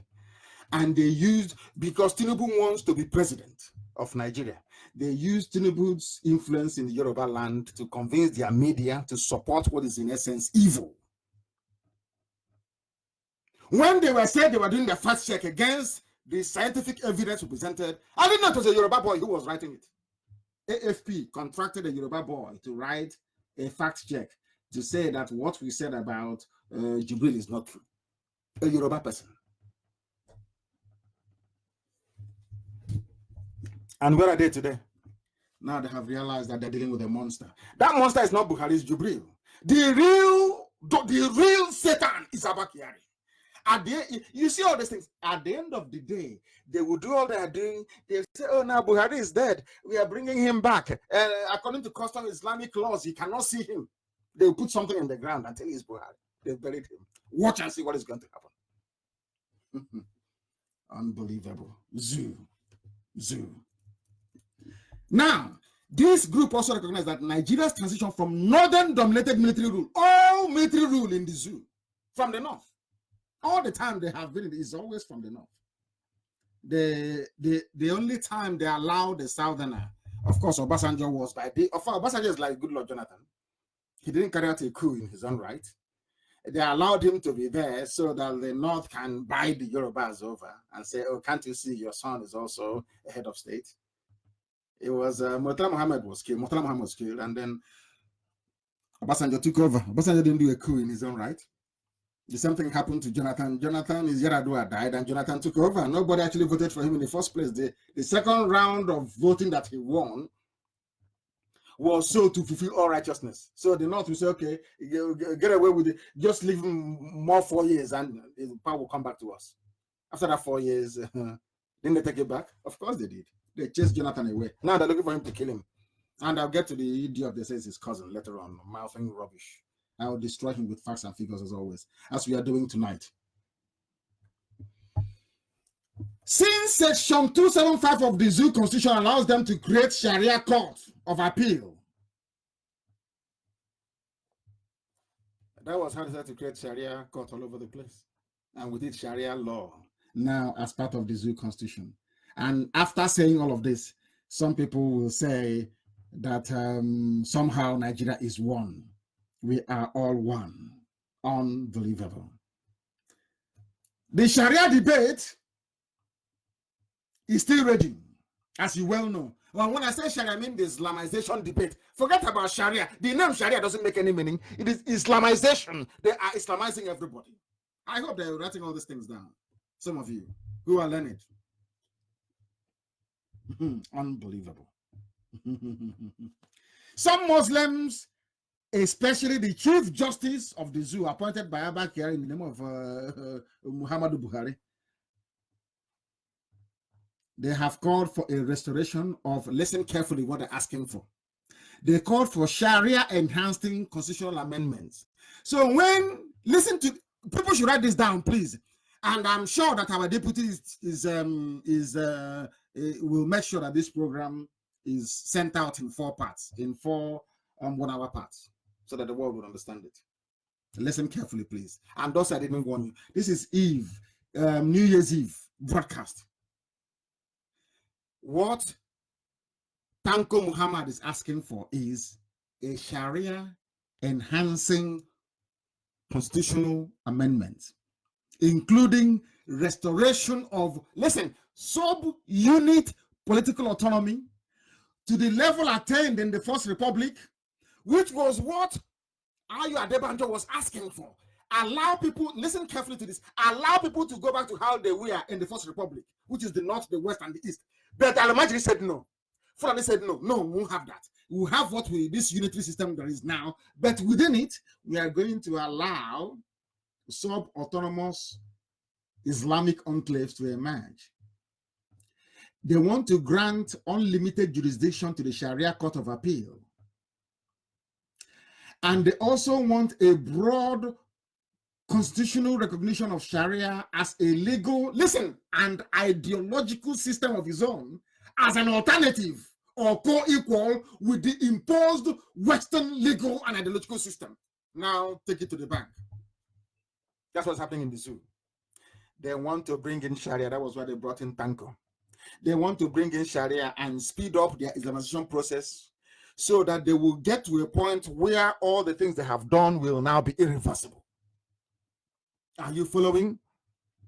Are you following? That is the reason why when Buhari died, they cried and wept and said, what are we going to do? Somebody come up with the idea, let's go to Sudan and bring somebody. And that's what they have done. And after expensive surgery and makeup, the idiot appears once in a while. They coach him, he talks, and he disappears. No live interviews, no difficult questions, absolutely nothing. Unbelievable, isn't it? I want you to record this. What Tanko is asking for is a restoration of sub-unit political autonomy, Fulani autonomy. So all the areas you now have Fulani headsmen camping, they will have political autonomy. They will have their own emir. They have their own sarki. Before you know it is all over for everybody. I mean, absolutely everybody. But that wouldn't stop you from going to your useless local church to go and mouth rubbish, isn't it? Your land is going. Our mothers are being raped. Things are being torn to shreds. The man in whose name they are running the zoo, Muhammadu Buhari, came out and said, nothing can stop our agitation for Islam. Nothing can stop agitation for Sharia. And some of you are there, lazily sleepwalking into eternal damnation. Now, do you understand it? Now, do you understand? Everything I tell you is gospel, pure gospel. Take it anywhere you like. It is gospel, pure gospel. Now they understand. Now they have done all they can and will continue to do to make sure that they enslave you completely and totally. Now I have told you what they are planning to do to you. What they are planning to do to you. Even some people even asked. The same these days newspaper asked in 2014, is Buhari a fundamentalist or demagogue? Go and read it. All the, you know, the thing is that all these facts are there for people to make up their mind. That the Yoruba people, because of Tinubu and because they want presidency, you know, to spite the evils, somehow, you know, will support him. You know, they do what they call long-term political calculation. If we support this man from the north, he gave it to a passenger, so they will also give it to us again. Now you understand. Instead of doing what is right, they say, oh, everybody, you have to fight for it. You have to sell your own candidate. People who can reason. They are the so-called elite. They are sensible, they are intelligent, but you can see how wasted they all are. He called for total Sharia in Nigeria in 2001. He made this statement in BBC Awasa Service. No, sorry, it was what's the name of that program again? No, it was not BBC. What's the name of that program again? I've forgotten. I'm sure somebody will tell me in a minute, but I'll tell you the exact time. 9:32 in the evening, 21:32, 27 of August 2001 was the day that Buhari called for total Sharia in Nigeria. So when you see Boko Haram asking for enthronement of Sharia, when you hear ISIS in West Africa asking for Sharia, when you hear Fulani headsmen asking for Sharia, when you hear Al-Qaeda in the Maghreb asking for Sharia, when you hear the Chief Justice of the Federation, Tanko Muhammad, asking for Sharia, you know the game is over, isn't it? Isn't it? I'm giving you the date, the time. Buhari said this 9:32, which is 28 minutes to 10 p.m. on the 27th of August 2001. So I'm sure Britain is listening. I am sure that all those politicians we met in America, they're all listening to this. That this is the source of terrorism in the zoo. This is the man that brought terrorism. It's nothing to do with drought, climate change, no, any of that rubbish. This is the man who brought it. Buhari brought terrorism into the zoo. And I'm proving it tonight.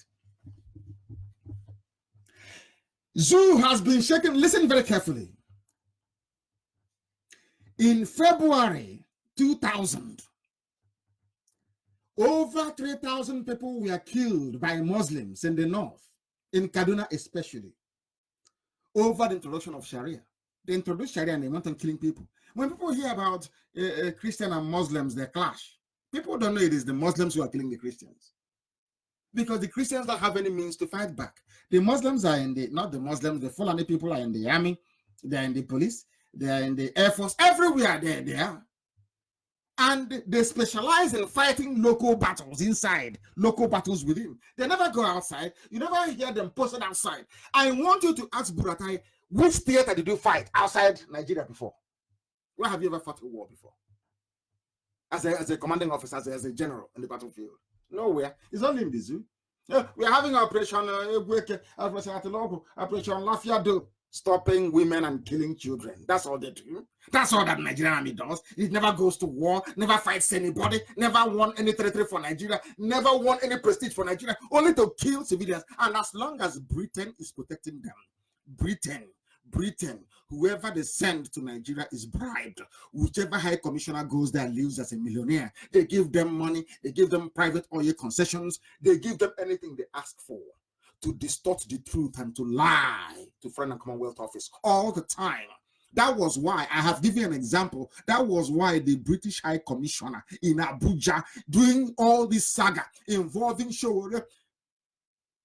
She never said, or is it he or she? She never said anything because they enjoy it. If I say, oh no, but Nigeria is a sovereign. Who told you Nigeria? When did Nigeria become sovereign?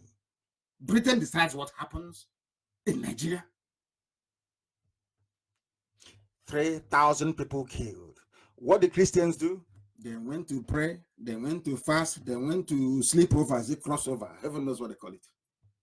And that one is gone. And the more they kill you, this happened in 2000. The more they kill you, the more you keep quiet, the more they kill more people. Do you understand it? The more they kill you, the more you keep quiet, the more they kill more people.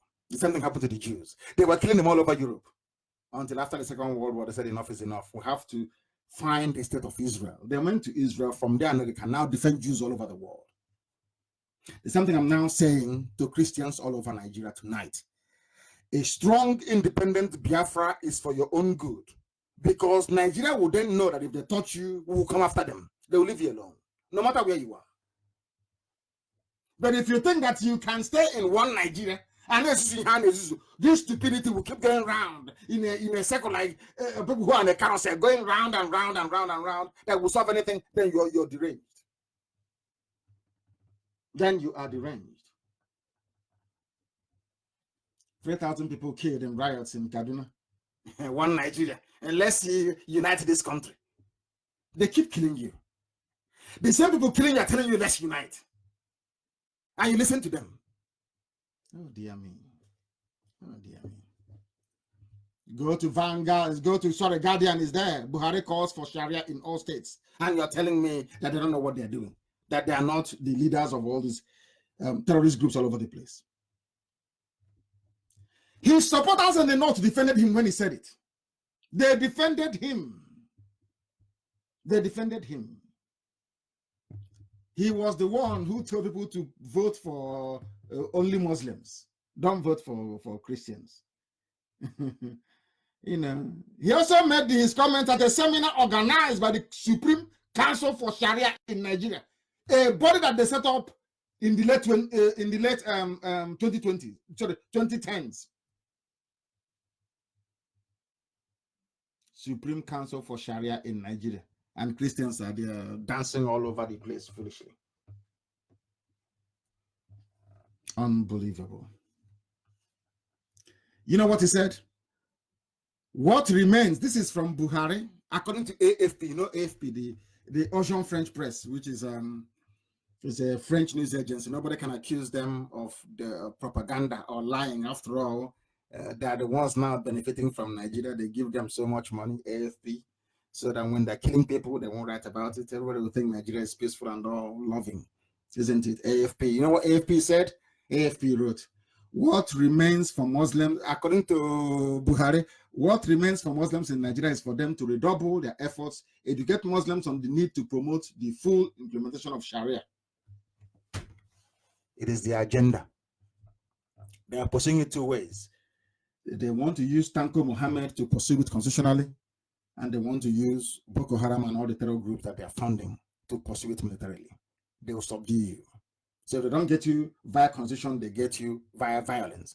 And meanwhile, some of you don't know what we're encountering abroad. Meanwhile, they're telling people all over the world that the reason why, they call it farmer-header clash. So all the while that they are killing people, you're shouting in your local newspapers in Nigeria, oh, the friendly herdsmen are here. They have killed us here. They have raped us here. You know what they say? They are raping your mothers because of drought, because of climate change. Anything the Fulani does is climate change. You blame it on climate change.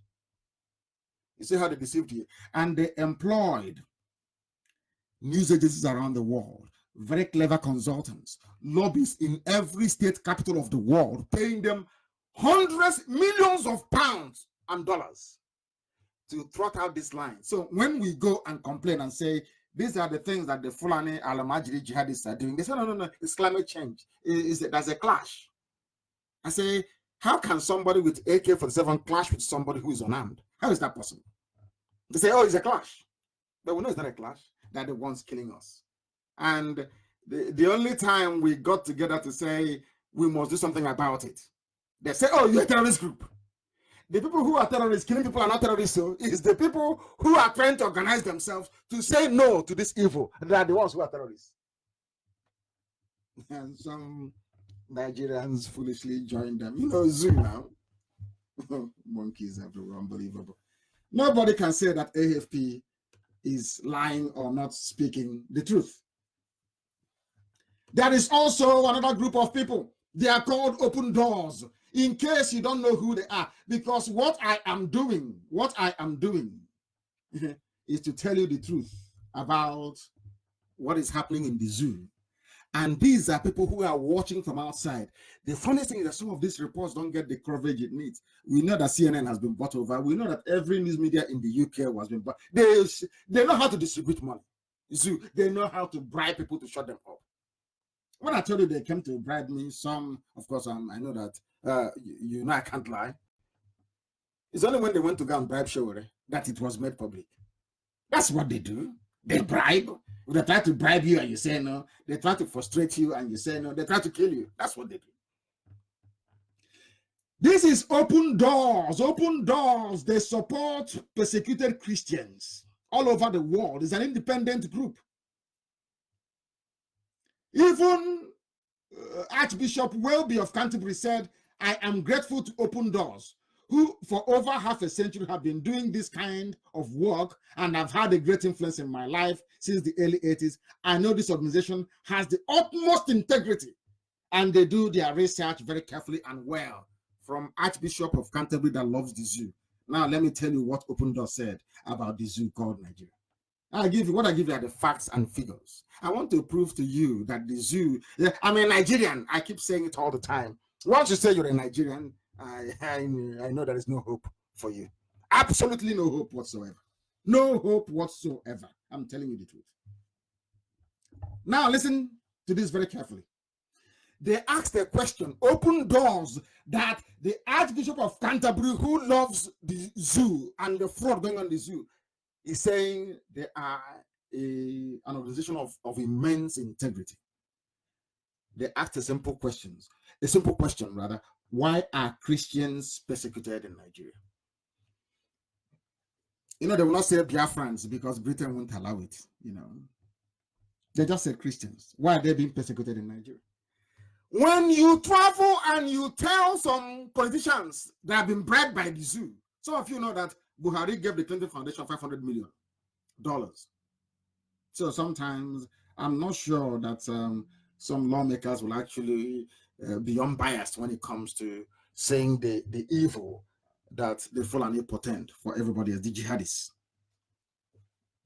Why are Christians being persecuted? And now they went on to say, now listen to this very carefully.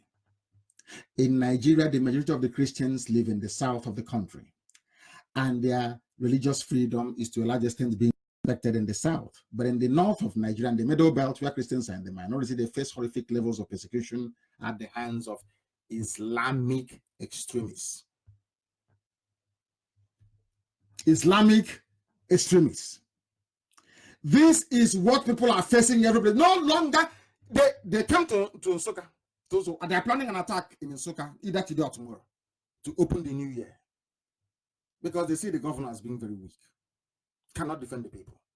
Ozowane, no defense. Nimbo, no defense. priests are being beheaded, there is no defense. We cannot defend our people because the governor is there, bowing down before Jubril, that is older than. That is a curse on us, that we have people who cannot rise up and be men. Very, very sad indeed, I tell you. Extremely sad. Very, very sad indeed. Very, very sad indeed. Do you know what is happening in the north? Some of you don't know, but I will tell you. In some northern states, Christians are now beginning to dress like Muslims to make their faith less obvious and reduce the chances of attack. Christian young people in these states are frequently denied access to higher education, and Christians have been asked to give up their faith in order to be given work. Do you know that this is happening in your so-called one Nigeria? Let's be in one Nigeria. Do you know that Christians in the north, in the middle belt? Of course, you know, so one of my cousins had to go to a polytechnic in the north. He had to add Idris to his name. That was how he was given admission. Without it, he wouldn't be given admission. You've heard of how a Christian girl was denied the opportunity to study medicine at ABU, Zaria. You are aware of that? This is what is happening in your so-called one Nigeria. One Nigeria. We Nigerians. We Nigerians. People are dressing like Alamajiri women in the north to escape being killed. And you claim you are in one Nigeria. I want to reassure them once again.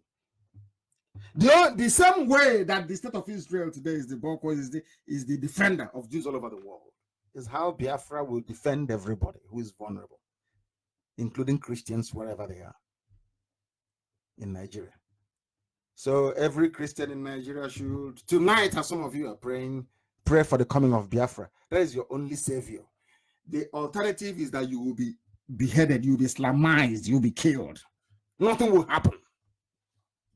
Where is Leah Shoebu today? Are you still talking about her? The answer is no. Let us bring this a lot more closer home. I'll use the analysis of one of our people here to try and drive home this very point about Sharia. What I'm trying to say, what I'm trying to build with the time now standing at approximately 8 minutes to what time it is? 8 minutes to the top of the hour. 8 minutes to 9 p.m. in Biafra land. 8 to 9 p.m. in Biafra land. 8 minutes to 9 p.m. and the same number of minutes to the top of the hour wherever you are. I want you to understand the root of the crisis in the zoo. Some of you don't understand the Nigerian constitution. You don't understand it. The Nigerian constitution says that everybody is a Nigerian first. The person who argued this point succinctly is Emma Wale. Very beautifully written piece. Nobody can accuse him of being pro-Biafra because he's not. He is not, I repeat, he is not.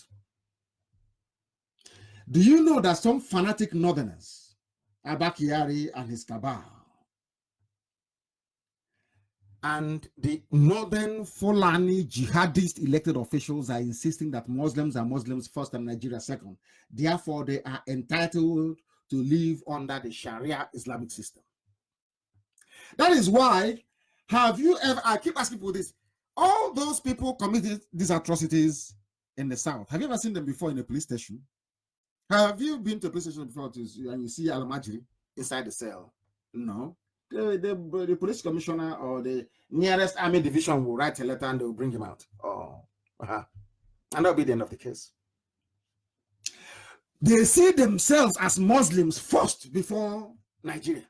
But you that is being killed, you that your land is being taken from you, you that they are driving their cattle into your mother's farm and destroying every crop, they are raping your mothers, they are abducting your daughters, you are the one shouting one Nigeria. But those you're shouting one Nigeria for, they don't believe in one Nigeria. They believe that they're Muslims first. Hence, there should be Sharia. And also, your land should be taken from you. Now, do you understand it? Now you will understand. Sharia law is meant to be subordinate to the Constitution. And to impose it as the supreme law of the state is equivalent to violating and overthrowing the Constitution. Some of you don't know this. What the 12 states of the North did is a coup. What they did is secession. What they have done is to go contrary to the provisions of their own constitution. But when it comes to us, they tell us, oh, but why don't you follow the rules of engagement and engage your local politicians? When you formed your own Sharia states in the North, did you engage anybody? The answer is no. I'm pointing all these things out so you understand where your problems are coming from.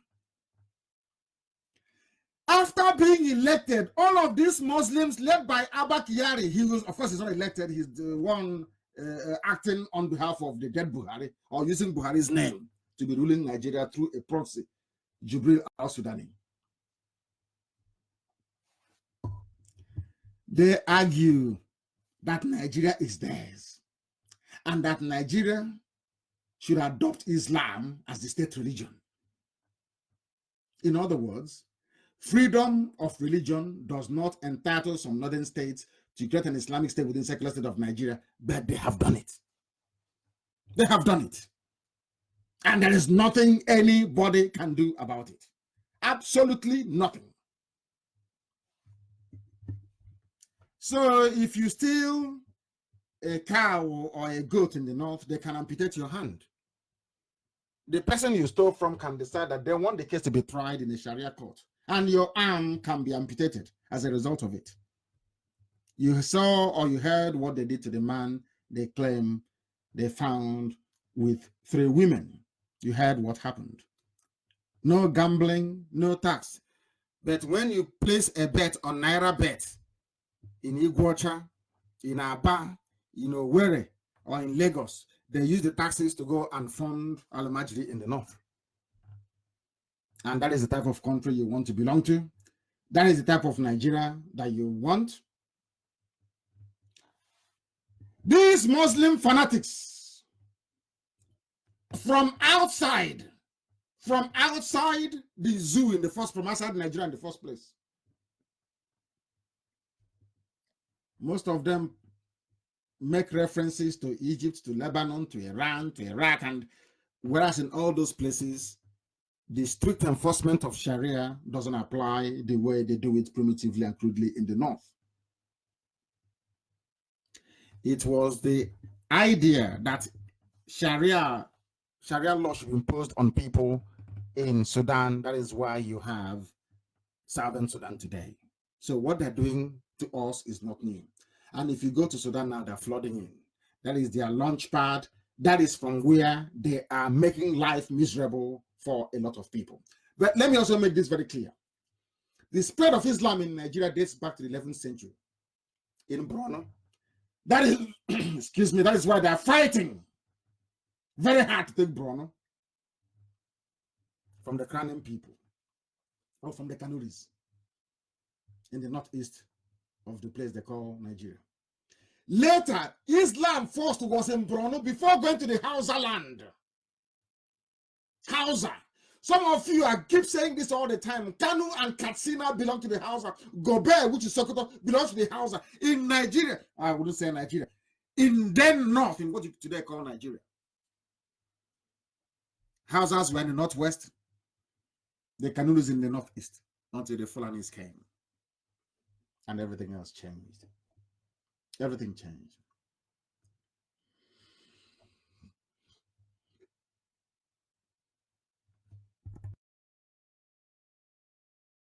Very sad indeed. I weep for the people. Islam was quite for some time the religion of the court and commerce and was spread peacefully by Muslim clerics and traders. Increasingly, trans-Saharan trade came to be conducted by Muslims. In the second half of the 18th century, a Muslim revival took place in Western Africa. The same thing they're doing today. You know, history has a very funny way of repeating itself. Some of you don't know that history repeats itself, but it does. It does. There was a religious revolution. It had a political element concerning state formation and state conflict. It united the Hausa states under Sharia law. In 1812, the Hausa dynasties became part of the Islamic State or Caliphate of Sokoto, the same thing that is happening today. They first come with Sharia law.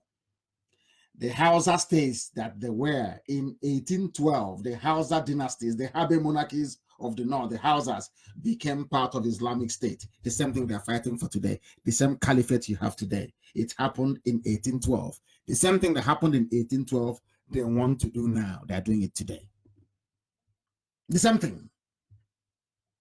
The Sokoto Caliphate ended with partition in 1903 when the British incorporated it into the colony of Nigeria. The British now gave it the stamp of approval, and including their Islamic legal system, they were retained and brought into the colonial period, but they came into our land in Biafra and they destroyed everything.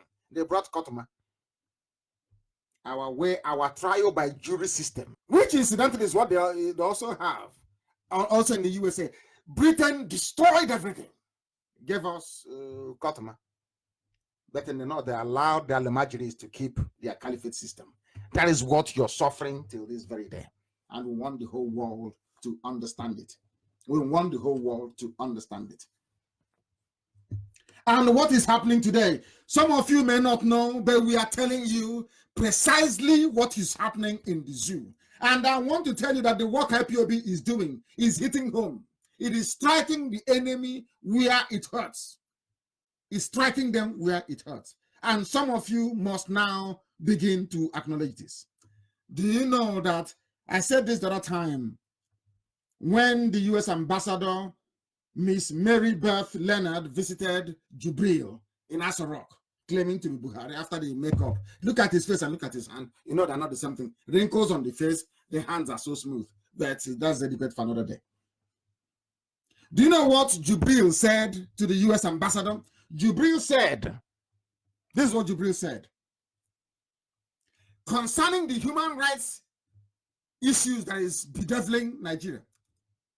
This is what Jubril said to the American ambassador. I know that those with access have created an impression of being marginalized. Listen to the grammar. Those with access have created an impression of being marginalized. Who are those with access? It's IPOB because we are able to go to Washington. And who are those complaining of being marginalized? The same Biafran people. So we are hitting them very hard. Very, very hard, and they know it. We are hitting them hard and they understand it. They appreciate it and they know it. These are things that you need to know. So even Jubril himself, they understand it. They know. Because somebody said that Nigeria is on the brink. That Nigeria is on the brink. They wrote it. That this is an opinion and analysis by Western foreign policy observers preoccupied with the rise of ISIS then in the Middle East. They are asking them to wake up to the reality unfolding in Nigeria. They made it very clear that Buhari wants Sharia in Nigeria. I will continue to show open and inside made in my total commitment to Sharia movement that is sweeping all over Nigeria. God willing, we will not stop the agitation for the total implementation of Sharia in the country. Agitation, the person asked Buhari, agitation, is this an indication that Mr. Buhari supports violence? These are Western foreign analysts telling the whole world that this man is a violent criminal. There's some of you would not listen, you will not have it. Against this background, we have the likes of Miyetti today. Miyetti Allah, that raped and killed our mothers. That raped a woman to death. Miyetti Allah raped a woman to death in Ebonyi. You know what they said? Southeast governors committed to Nigeria's unity. Now you know where your problems lie.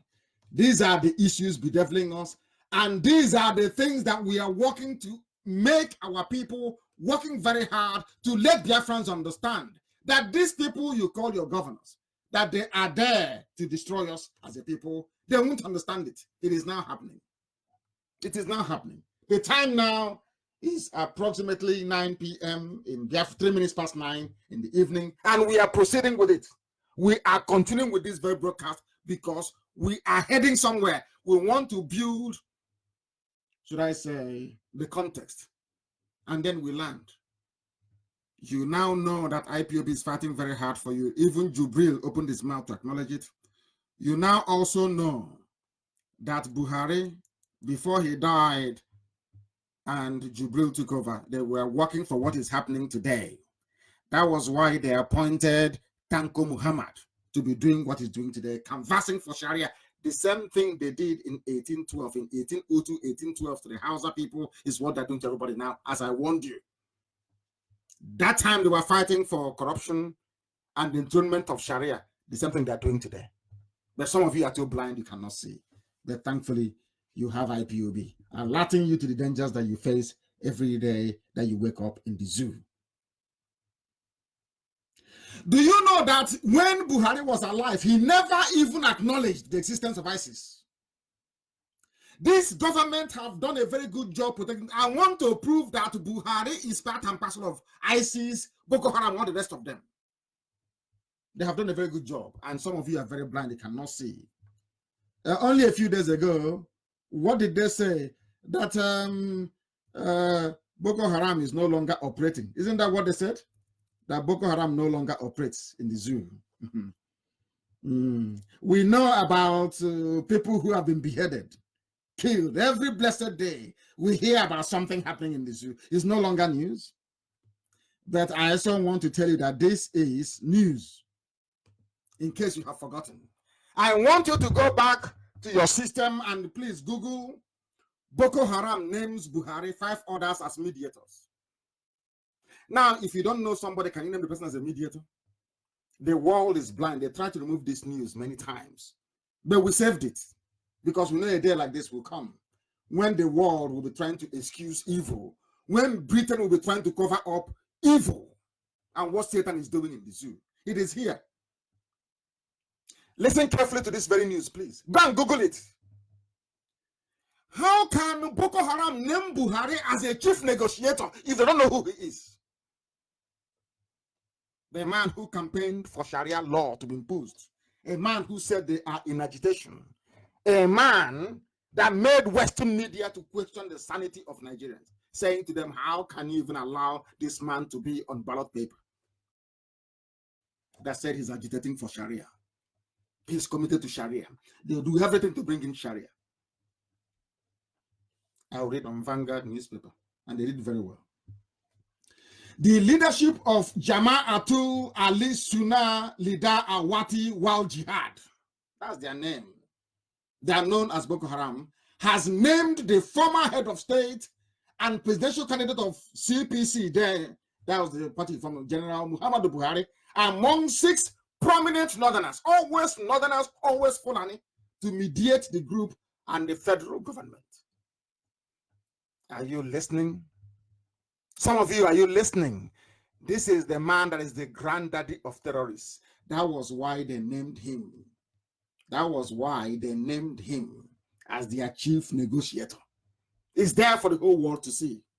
And I'm sure tomorrow people will come to argue very blindly. Even, I know that even Facebook is helping them, but they will never succeed. You know they will never, ever, ever succeed. Never. We are telling our people about these dangers before it confronts them. Buhari was invited, but not invited, discussed with Boko Haram.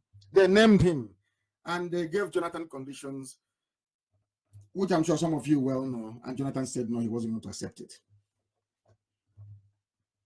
And have you also forgotten? Listen very carefully. You know the damage that Boko Haram have caused and all the terrorists from Fulani North. You know what they have done, don't you? I also want you to Google this, very, very important. Buhari calls terrorists misguided brothers. They are his brothers. Urges them to embrace peace.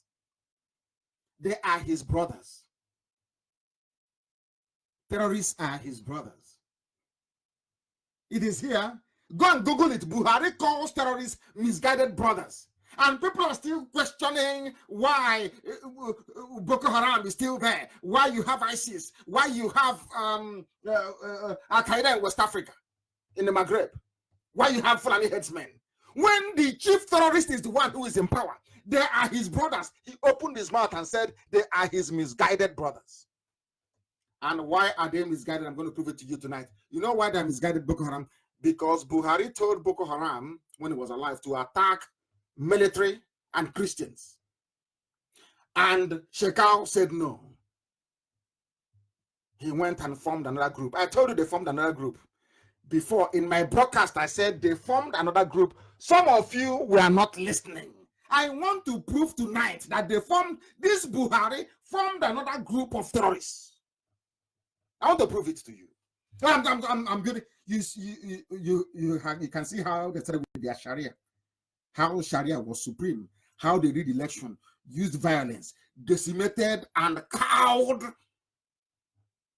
the Christian populations of the Middle Belt. Something they're doing to us today. Destroy, bring in army, Operation Python Dance 1, Python Dance 2, Python Dance 3, Python Dance 4. They will keep doing it to intimidate you, to have fear in you. So once they say, we are building a mosque here, you say, oh, please go ahead and build, but don't kill me. He called, can you think of somebody calling a terrorist group my misguided brothers? Can you imagine that? That's what he called them. They are his misguided brothers. And some of you are still embracing the zoo called Nigeria.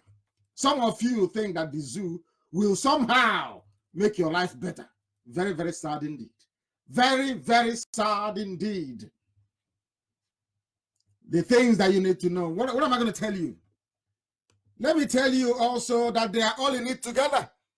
Buhari, Abba Kyari, El Rufai, Sultan of Sokoto, all these people are in this killing game together. All of them, they're in it together.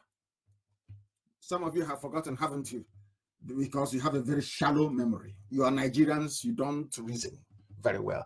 Very shallow memory some of you have. I want to tell about a man called El Rufai and the Kaduna killings. Have you forgotten? Go and Google it. It's from Punch newspaper. El Rufai and Kaduna killings. These are the people you call politicians, our leaders. They are the terrorists in office. These are pure terrorists in office. But you don't know, do you? And we are here to tell you. Boko Haram are your brothers. They are your brothers. Boko Haram, they named you as the chief negotiator. You know nothing about them. Unbelievable. Unbelievable. Kaduna State Governor Nasser El Rufai made a startling revelation last week. Not this, I'm telling you, when was this story published? It was on December the 9th of 2016, 3 years ago. That diminutive short devil called Pinchomi, but he's like a pygmy, El Rufai.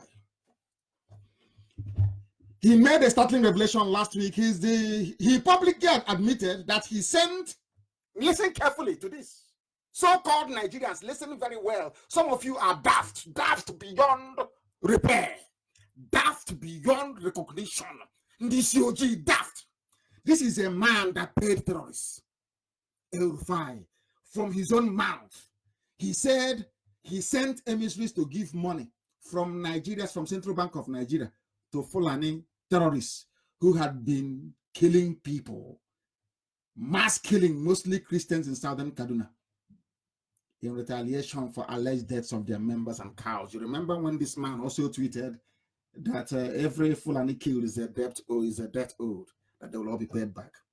Then went to Central Bank of Nigeria, brought out millions of dollars, and gave to Fulani headsmen who are killing people in one Nigeria.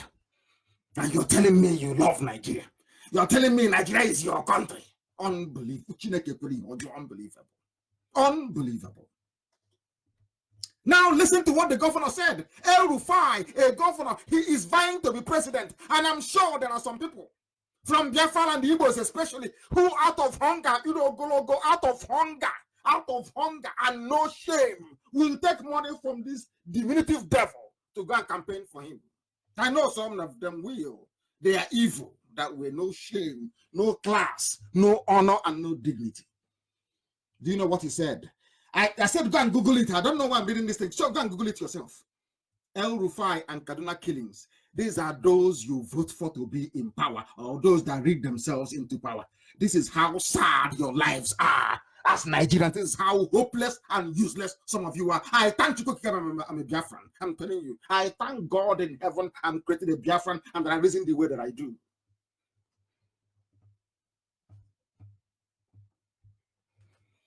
Unbelievable. The same thing they are trying to do to us, they're doing, it was what they did to Yorubas in Kwara State, in Ilorin. They subdued the Yoruba, they subdued them, put them under the rug, put them under the rug, and said they are nothing. You rule when we say you rule. That's why it's only been Obasanjo, nobody else. When Abiola came, they said, no, you're a Muslim, but no, you're Rebbe, or whatever they call them. You're underneath us, you cannot do anything. And Obasanjo agreed to give them Sharia outside the constitution, and they made him the president. Now you understand it. Now you know why they hate IPOB. Now you understand why they think they can shut us down, but they cannot. It is impossible. They know they are fighting a losing battle. They know they can never defeat IPOB. It is impossible because we keep exposing them. The whole world will hear about. The whole world will know what El-Rufai has done. They cannot cover it with bribery. It's not possible. It's there in black and white. Listen to what El-Rufai said. You know, Nigerians, I don't know what is wrong with them. I can't understand those people, honestly. He said, so many of these people were killed, cattle lost, and they organized themselves and came back to revenge. Fulani came back to revenge. There are one or two that ask for monetary compensation. As they're killing people, they're saying to the government, if you don't give me money, I won't stop. I'll keep killing. The government then ran to the bank and brought money from the national coffers. The same oil money. There's some idiots that claim they're from Nigeria that will say is our money. They're using it to pay Fulani terrorists, to buy more weapons and then come to Bayelsa State and wreak havoc. You see the way it works? Only Biafra can save you. Only it doesn't matter what you do. You can dance from here to heaven and back. Only Biafra can save. Only Biafra can save the Christians in the Middle Belt. Only Biafrans can save everybody everywhere in the zoo. If you don't want this jihad to swallow you, if Jonathan doesn't want this jihad to swallow him, he needs to support Biafra. If you don't want to be consumed in this rage of the Fulani, marxed in Islamic extremism, then you must join IPOB, you must join Biafra, or else you're finished. Remember, I told you they will use you, they will dump you. I told the Shomole, they will use you, they will dump you. The same thing will happen to Tinubu, they will use you, they will dump you. And your eyes will then open. You will know how foolish you have been. You are killing people. And as the Fulanis are slaughtering Christians in southern Kaduna, BBC did not write about it.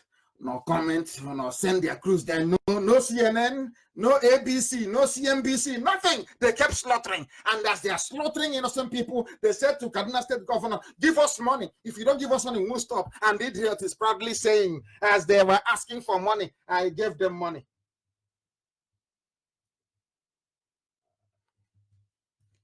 Unbelievable. Unbelievable. Do you know that El-Rufai admitted to knowing terrorists, Fulani headsmen that are killing people? The fourth most deadly terror group in the world. A governor that is aspiring to be president, a Sharia advocate, an Islamist said, I know them. But nobody is bothered. No persecution, no nothing. Just like that. Because you're in Nigeria and they're the ones ruling. And you call yourself a proud Nigerian. And I say shame unto you.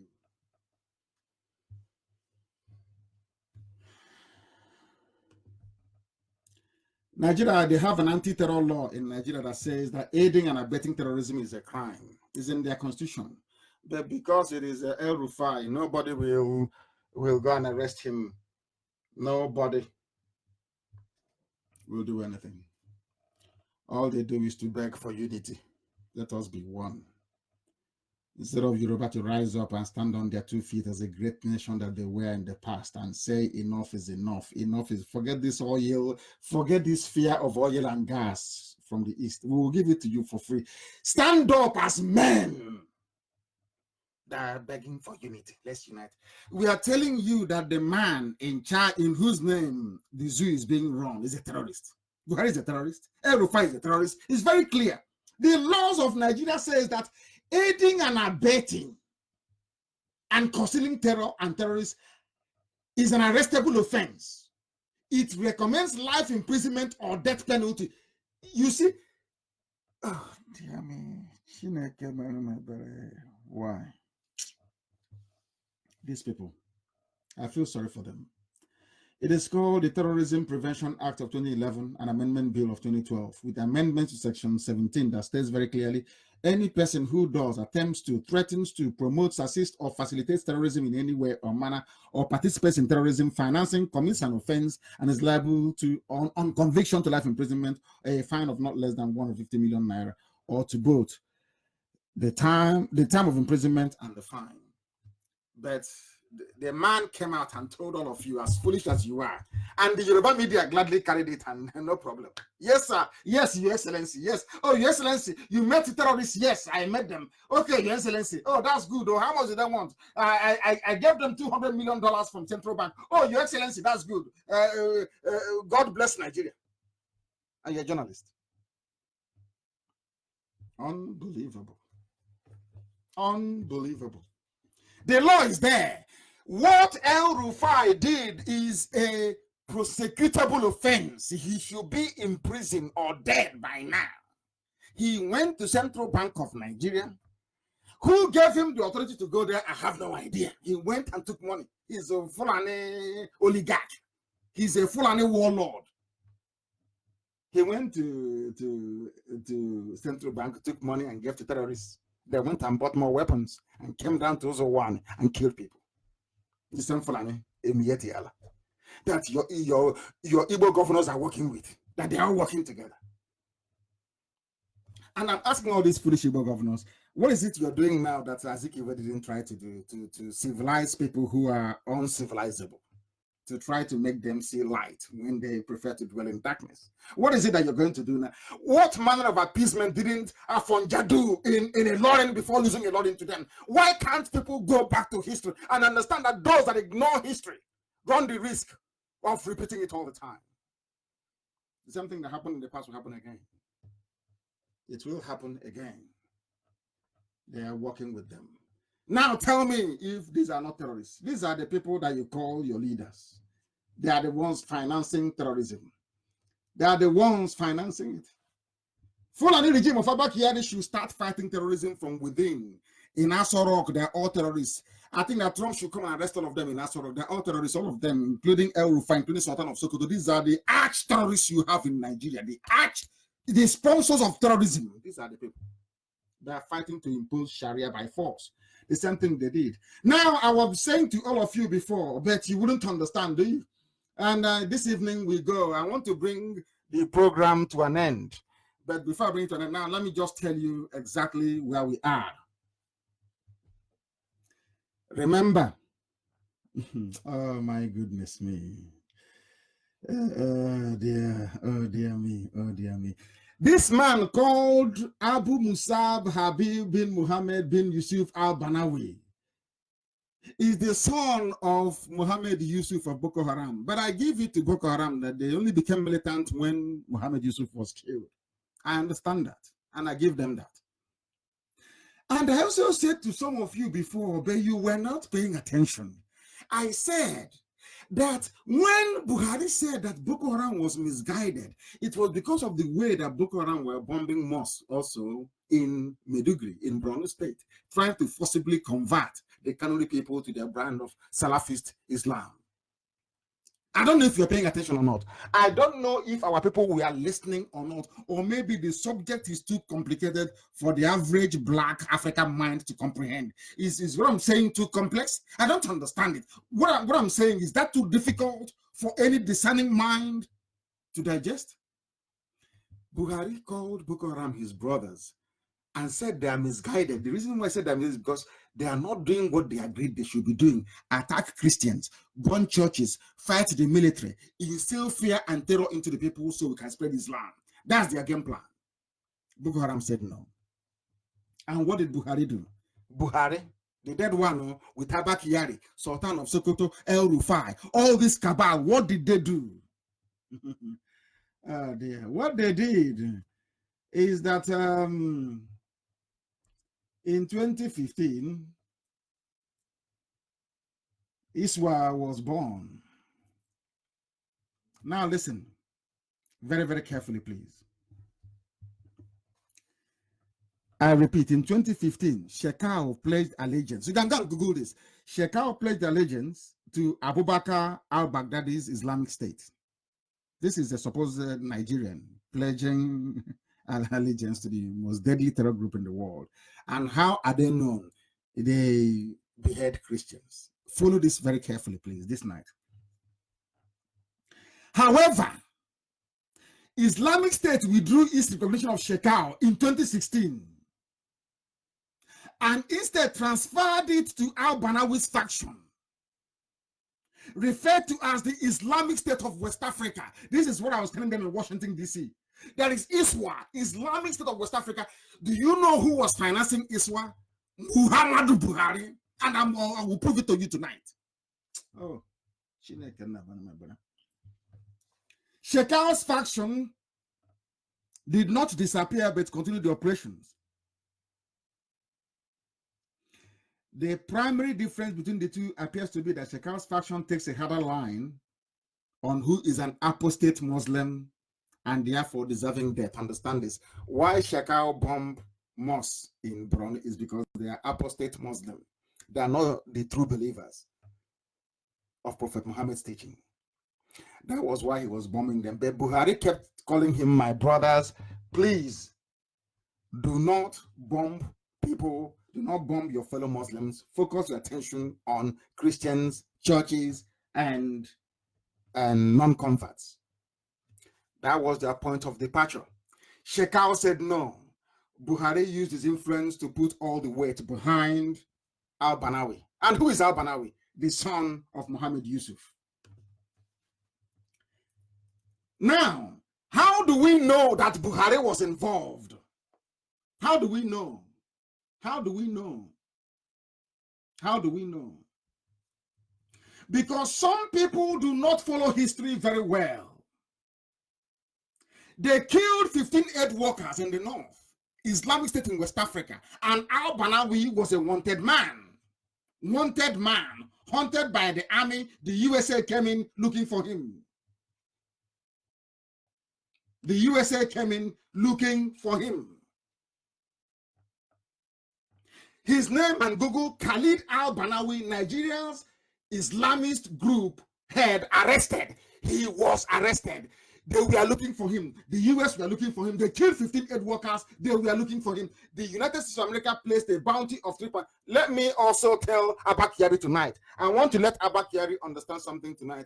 I want to let the Asura Cabal understand something tonight. I've not given these facts to US lawmakers yet. I'm going to give it to them. I was struggling to prove this link, to give them physical evidence. This is from the BBC. Your friend, the BBC. They published it. Listen carefully. Khalid al-Banawi was captured in Lokoja, in Kogi State. The United States government placed a bounty of $5 million on his head after branding him one of the 3 Nigeria's specially designated global terrorists in 2015. It's in 2012. Understand this. Because they broke away from Boko Haram. It is here. Ansaru is a splinter group of Nigeria's largest jihadist group. Not a terrorist, a jihadist group. Boko Haram, known for kidnapping foreigners. Security agents, listen very carefully, ideologically aligned, everything I tell you is correct, ideologically aligned to Al-Qaeda in the Islamic Maghreb. Buhari took them out of Al-Qaeda and placed them in the more deadly ISIS that believes in killing only Christians. I'm giving you facts and figures. Al-Banawi, when he came out, he was with Al-Qaeda in the Maghreb. Buhari brought him out of Al-Qaeda in the Maghreb and used him to try to split Boko Haram into 2. So that Muslims will stop being the focus of the attack. They should focus on Christians. Fact and figures here being confirmed by BBC of all people.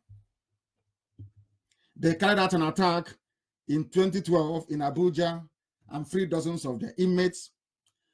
They made a breakthrough on a particular Friday when al-Banawi was arrested in Lokoja. He is among the top terrorists. He is among the top terrorists wanted all over the world. a top terrorist wanted all over the world. Now you're going to be shocked as to what happened next. Because I warned the US lawmakers that we Biafrans, Judeo-Christians especially at large, are always at the receiving end of any Islamic backlash whenever the US government attacks any high-profile targets, be it in the Middle East or anywhere around the world. And they killed 11, beheaded 11 Christians because al-Baghdadi was killed. Al-Baghdadi is not a Nigerian. It happened in faraway Iraq. But to tell you the level of Islamic jihadism in Nigeria, there was where they killed 11 Christians. Not in Egypt, not in Sudan, not in Yemen, not in Saudi Arabia, but in Nigeria. To underline the fact that Nigeria, or to give the impression to the world that Nigeria is an Islamic state. The lobbying firm for Nigeria in the zoo, they're called Barnard. They were briefing against us, saying that everything we are saying is a lie. But this is from BBC. Confirmation that there was a time that, oh dear me, unbelievable, that Buhari is the chief sponsor of terrorism. And in Abuja, they started the trial. Nigeria will begin trying Boko Haram suspect detained in military camps for months. Cases will be handled by Justice Ministry, not DSS. Now, do you understand? Cases of IPOB on the case of El Zakzaki or Sambo Dasuki or Shore, we are handled by DSS. But when it comes to Islamic jihadists and killers and terrorists, they now transfer the file to Ministry of Justice. Why have there been a delay in prosecuting them? They said because there's been issues with facilitating their arraignment. They said all is now set for them to appear before justice. Who was the justice actually trying them? I think it's not Bintan Yako. Is it Bintan Yako that tried them? No, it's not Bintan Yako. I'll get the name of the judge in a minute. They said there are 1,600 detainees that will be tried. Despite claims by Nigerian forces that Boko Haram were arrested and were in custody, nothing happened. They released them and they joined, some of them joined the Nigerian army. Boko Haram continued their attacks. They continued their attacks. This was a people. America placed $5 million on the head of these very people, especially al-Banawi. They placed $5 million bounty on his head. Do you know what happened? Al-Banawi was in court. Ask them today, where is Al-Banawi? He was released from court in Nigeria. Despite the fact that America placed $5 million on his head. As I want everybody to ask Malami, go and ask the DSS director. Ask Kabak Yari in Asorok. This is what I'm going to ask American lawmakers to ask Nigeria. If you claim you are not aiding and abetting terrorists, how come you arrested one of the most wanted terrorists in the world, Khalid al-Banawi, the son of Yusuf Muhammad, the founder of Boko Haram, and you released him from custody? Go and do your research. That is conclusive proof that this Asorok you see today, Sultan of Sokoto, El Rufai, they are all in this Islamization agenda together, and they are using their terrorist groups to prosecute this very war. But some of you are too blind, you cannot see. But thankfully, you have IPOB. I rest my case. Where is al-Banawi today? He was wanted. BBC said you arrested him in Lokoja. He was all over the world. You arrested him. Where is he today? He was released from Abuja High Court on the orders of the presidency. And the Trump administration will hear this, of course, in the next few weeks, with all the facts and figures. And at least American lawmakers, they have conscience. They will rise up and they will speak against evil. Now the world, you understand it. Now you see the reason why Facebook is hacking, not hacking, but basically frustrating my account. You can see the reason why they keep paying and they keep paying, they keep shelling out money to stop this very marvelous work that God is using IPOB to do. Now you understand it, don't you? All of you now understand it. Where is Al-Banawi? I want the media to ask Abba Kyari. Al-Banawi was arrested in Lokoja. Where is he? Where is Al-Banawi? Where is he today? Where is he? Where is Khalid Al-Banawi? Where is he today? Where is he? You have arrested him. Where is he today? They release him. They release him. They released him because that is the way that the zoo flows. That is the way that Nigeria functions. That is why this same person that Nigeria released is the one responsible for beheading 11 Christian captives in Nigeria as retaliation for al-Baghdadi's death. Now you all understand it, don't you? You now understand it. They were beheaded by ISIS in West Africa, led by Khalid al-Banawi, released by Nigeria from detention. Soldiers captured him in Lokoja. They took him to Abuja. Asorok gave the order and he was released to come back and slaughter 11 Christians in Nigeria. Very, very sad indeed. And the north, in the areas that they control. Very, very sad indeed. From independent observers, it has been proven beyond every reasonable doubt. Every reasonable doubt that Buhari, that now in fact I have the this day headline. It says Buhari military offensive against Boko Haram anti-North. You have all forgotten that, haven't you? When Hejrika was fighting the North, I was telling Jonathan's people, Hejrika removed the Hejrika because of what the North said. Buhari said, military offensive against Boko Haram anti-North. You know what they did? They went and removed it from Google, but we still have the picture. If you Google this very headline I've said, go to the images, you will see it there. Maybe by tomorrow morning they'll remove it. What other proof do you need that Nigeria is a den of terrorists? From the government to the permanent secretary, everybody in Abuja that is Islamic, that is Fulani, is a terror financier. They are all terrorists. They go to the Central Bank of Nigeria, they bring out money and they give it to terrorists. They arrested one of the top terrorists in the world, $5 million bounty on his head. They took him to Abuja. From the law court, he was released in Abuja. And you're telling me that Buhari's regime is not responsible for what is happening. Very, very sad indeed. Very, very sad indeed. Everybody's writing it, that they have now regained strength. They have regained strength. Do you know when all this thing started? Some of you do not know, but I will tell you. It started with Maitasine. Do you know him? He wanted to bring jihad. He wanted to bring a new way of Islam. And do you know the funniest thing? At the height of Maitasine, Buhari was the chief of army staff. He didn't do anything. The same way now he's deploying troops everywhere, killing innocent people. He never deployed troops against Maitasine. Buhari took over power in 1983.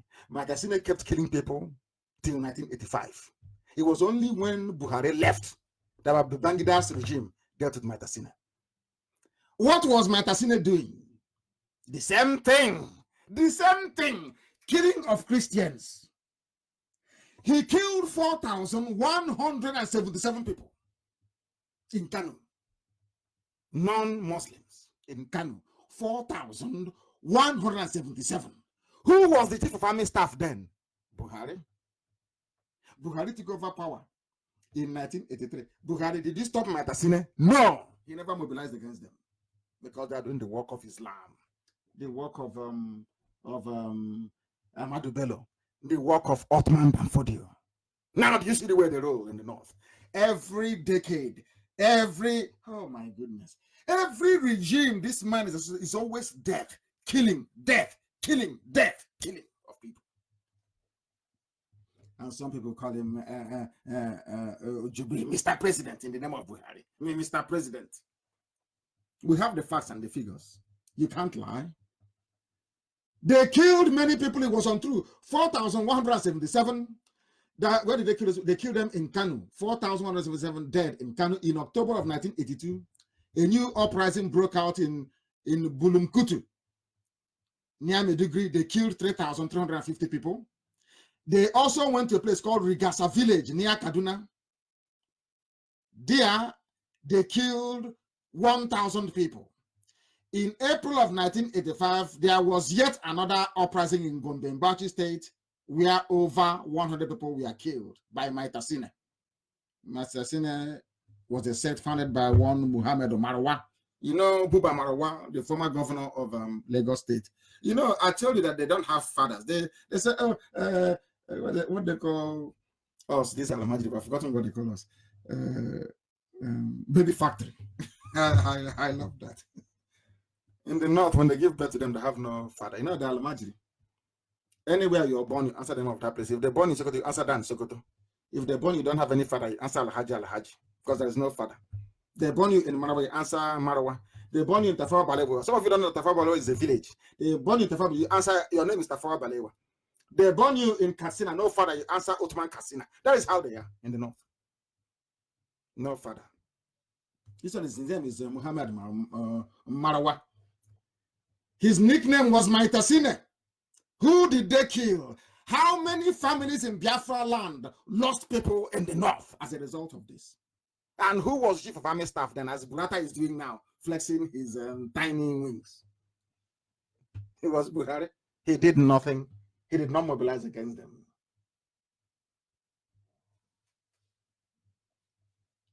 And some of the cowards from the West will not learn. Maybe the Yoruba papers, they thought if they protect this man long enough, they will get the benefits of governance from them. But everybody's being swallowed up. Everybody. You can see the way they walk. You think you're free? You're deluded. This was how it started.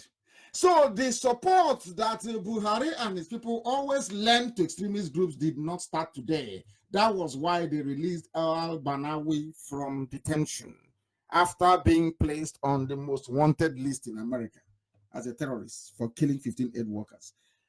That person that Buhari's regime, Abba Kyari, released from detention Christmas Eve, they beheaded 11 Christians. I have my facts and my figures to establish a collusion between Asorok and all the terror groups in Nigeria. Facts which they themselves can never, ever, ever deny. The question that I want the new U.S. ambassador to ask the Cabal in Asorok, Abba Kyari, Jubril al-Sudani, representing Buhari, who is now dead, is how intercepting bags of rice in a Ebonyi state is the effective use of the millions of U.S. military aid when Fulani terrorists are wreaking havoc in the north. They are seizing bags of rice in Ebonyi. Fulani terrorists are in Ebonyi state killing, raping, and killing people. They say it's Operation Egweke to check IPOB. And for once, as I said before, Khan is now beginning to say something. They said to the Sultan, speak up against persecution of Christians or you shut up. That's how they should be talking. Not any time the Sultan speaks, they fall over themselves like a bunch of idiots.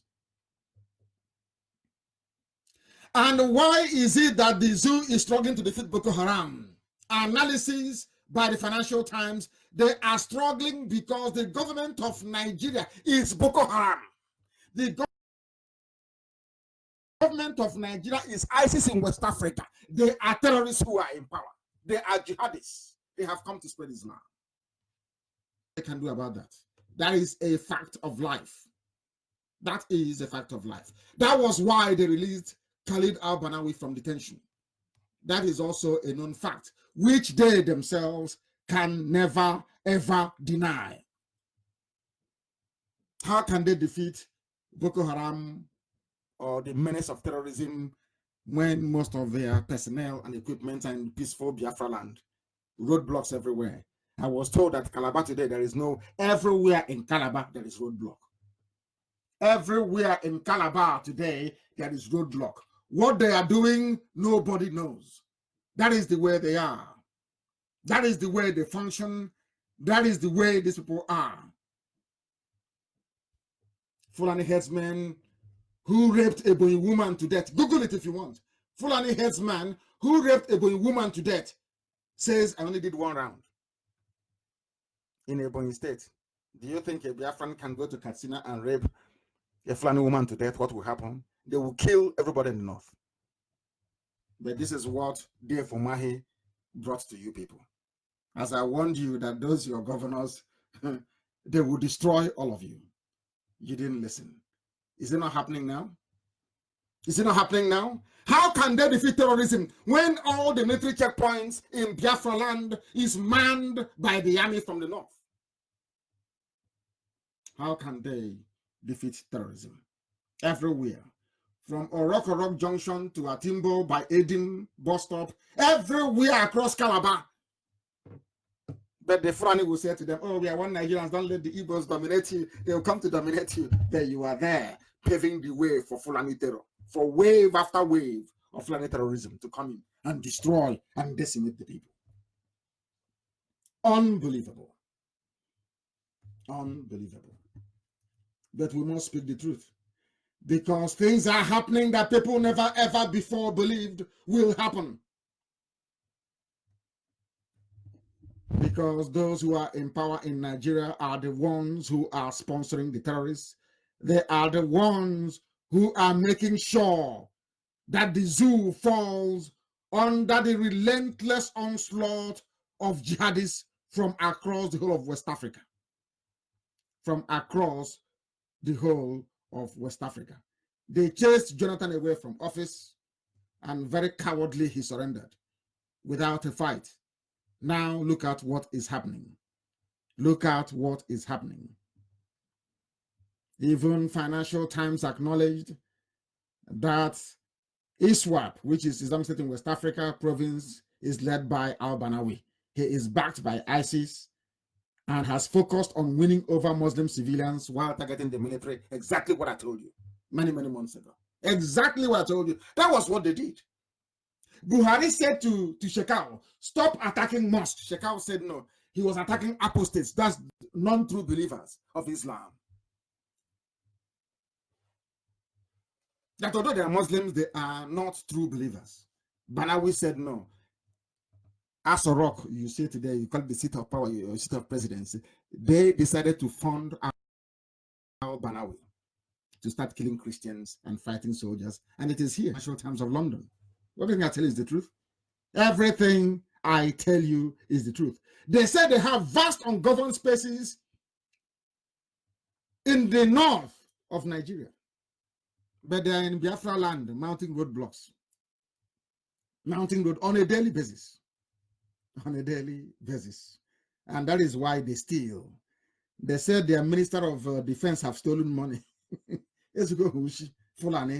Thieves they are. They want to tell you, oh, we are fighting corruption. We are fighting corruption. They have stolen money. They have stolen money. And you will not hear them complain. You will not hear them say anyone will go to jail. No, it's not just Okada that they know, because I warned Dodges Okada and he wouldn't listen. The same way that I'm warning them. Look at Oshomole today. They've kicked him to the curb. They say Buhari has come on, of course, Jubril has come under heavy criticism for failure to act in the alleged indictment of the Minister of Defense, Bashir Magashi. Fulani, criminals they are. Omar Diko, thieves, Ibrahim Taher of Nitel in those days, Minister of Communication. Have they forgotten? These are arch criminals, looters, grade 1 looters. Never, they can never go to jail. They are Fulani. When I go outside and they say, oh, it's war against terrorism. War against terrorism. Unbelievable. Unbelievable. Unbelievable. Unbelievable. And this is what Facebook is covering. That is why they are fighting me. That is why they give, they go and help the zoo set up fake accounts to come and be attacking me. And I love it anyway. It makes us a lot more stronger. A lot more stronger. Magashi is a rogue. He's Fulani and he's a thief and he's in the government of terrorists. for terrorists and by terrorists. That is the way. That is the way they are. That is the way they deceive some of you. But fortunately, they can never ever deceive us. Not now, not tomorrow, not ever. They can deceive you if you like. They go and they reject Christians in the north. It is very clear for all to see. It is very clear for all to see. The CJN gunmen attacked Jonathan's residence, while the person that claimed it is Jonathan's cousin, blast Kanu over Ihejirika. Oh dear. Oh dear me. They called me a liar. Said, you're a liar. And they went to go and kill Jonathan. And he shut up. Natural born, wretched cowards. People who are slaves and will remain slaves forever. What happened to Adaka, Boro, and Kensarawa never taught them any lesson. They don't believe in reading history and learning from it. They will always serve the master. Jonathan was playing the good boy, the good president. Look at him today. Did it stop them from coming to look for him to kill him? Jonathan fought for an APC candidate in Bayelsa. APC candidate in Bayelsa. He was the PDP president. He fought for APC candidate. Did that stop them from coming to look for him to kill him? And you're talking, I don't know, the name didn't even sound Biafran, so I didn't want to respond. He had, the fool had a slave name that I cannot dignify with a response. They came to Jonathan's house and he's asking them to investigate. He's asking Al-Majdi to investigate themselves. Unbelievable. They are the ones now telling us that Boko Haram will use chemical weapons because they know what they're doing. They are the ones funding the manufacture of the chemical weapons. The same people you have in Asarok are the ones obviously advising them on what to do. When you see the Nigerian government, you see the face of Jubril, heavily made up, of course. Look at his hands now. Maybe tomorrow they're going to put letters on his hands to give him some wrinkles. Look at his hands and look at his face. They're not the same people. Or the same person, so to speak. Go and look at it now. They say, oh, the Nigerian government, the Cabal. They came out, when I was telling you about the Cabal, did you believe me? They came out and said, oh, the Cabal exists. They are also human beings. So those that claim that Buhari is a nonsense general, if Buhari were to be alive, do you think he would tolerate people talking about his government in those terms? There's a Cabal running the government. Asha will come, they'll lock her out. And she'll be lamenting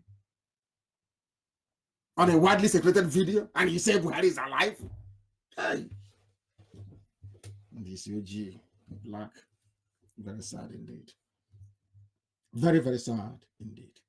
Compare the crimes of Boko Haram, of ISIS in West Africa, of Al-Qaeda in the Maghreb, and the Fulani headsman, Miyetti Allah. Has IPOB done anything wrong compared to these people? But they are the ones in the army. They kill you, they recruit them, they put them in the army. They kill you. Hellfire will go to central bank and give them money.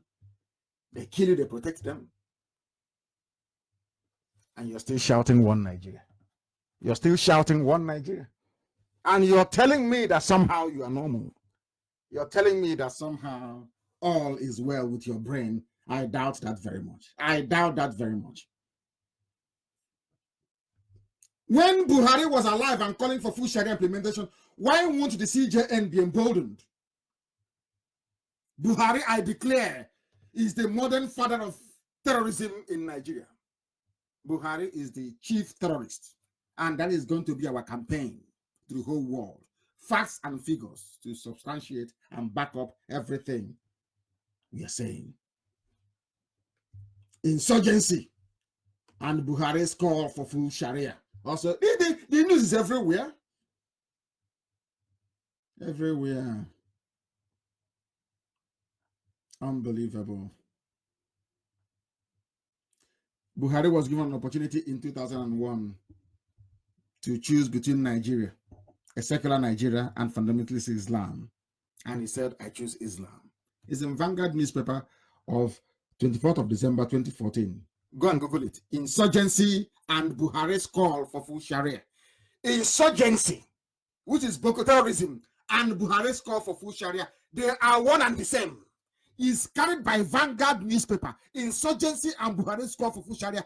Some of you, I don't want to speak against what Chukwuka Kabiama has created, honestly speaking. Some of you make me want to speak against what God has made, and I can't. I can't. It's there for all to see. But you don't read. You read only this person said this about that person said this about the other person, all rubbish, total and gossip. That is the news. Insurgency and Buhari's call for full Sharia. The two are the same. Vanguard newspaper is there. Go and Google it. You see it. Very, very shameful. Very, very shameful indeed. They went on to claim that they released Showore and Dasuki on compassionate grounds, no longer by the rule of law or what the court said. That tells you all you need to know about the damnable zoological republic. That tells you all you need to know about those people who are there. Everything I've told you has come to pass. I think somebody actually did me, wouldn't say did me a favor. I think it's Oluchi Enyinna of TBRV did me a very big favor by compiling some of my quotes. This one was on the 6th of February 2014. As I told you, as they're campaigning for elections, it's all there.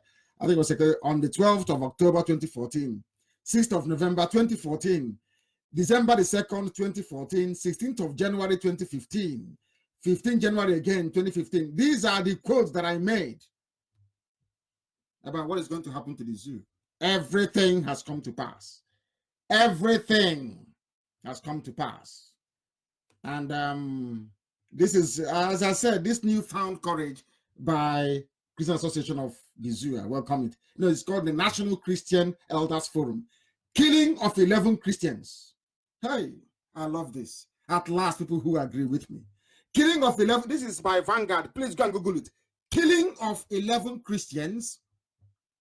Blame Buhari, Sultan, for Islamic State in West Africa, Boko Haram's audacity. I end my case here. So people can now see. Christian elders, they can now hear, they can now see what we have seen long time ago. This was the December the 30th, 2019. This summarizes everything. Killing of 11 Christians by the National Christian Elders Forum. They're saying the killing of 11 Christians. Blame it on Buhari, Sultan of Sokoto, for the audacity of the terrorists. Exactly what I've been telling you from time. It should be circulated everywhere, as a matter of fact. Everywhere. Blame them for it. Blame them for it. He said that the Muhammadu Buhari, Sultan of Sokoto, Saad Abubakar, should be held responsible for the audacity, expansion, and unbridled atrocities of Islamic State of West Africa Province, ISWAP, Boko Haram, and headsmen in the country. What else do you want me to say? What else do you want me to say? Amaka, make sure this is circulated everywhere, raw, so the world can read it. That humanity may read it. Christians are now speaking. They are now waking up. And what the solution is not restructuring. The solution is not one Nigeria, because they have this jihad. Since 1804, they have been planning this jihad since 1804, and they will never rest until they accomplish it. Never, ever rest. Never. They can never rest until it's accomplished. It's accomplished. Unbelievable. Unbelievable. Everything I've been saying, they have now confirmed it to show you that what Radio Biafra is doing is immense. Immense work. When I say to blame those people, they don't understand. They're the ones that give them impetus. When El Rufai will go to the CBN, Central Bank of Nigeria, collect for a hard currency and give to terrorists, what do you expect those terrorists to do? To down their tools? Of course not. They'll continue killing. They'll continue killing. When we warned the whole world that the Asoro Cabal is all over the place, that the worst person terrorism, some of you did not believe us. It was carried by the Sun newspaper. That was a long time ago, almost 8 months ago, when we said that we told the world that the judiciary does Asoro Cabal's bidding against the common man. They didn't believe us until they held Showore. And then the whole world discovered that what IBP is saying is not propaganda after all, it is the truth. We didn't allege. We told them the judiciary does what Cabal says. That is why Bintanya could have now released the husband and the son, because she did for them what they had hoped for. That's where we are. That is the zoo for you. That's the zoo for you.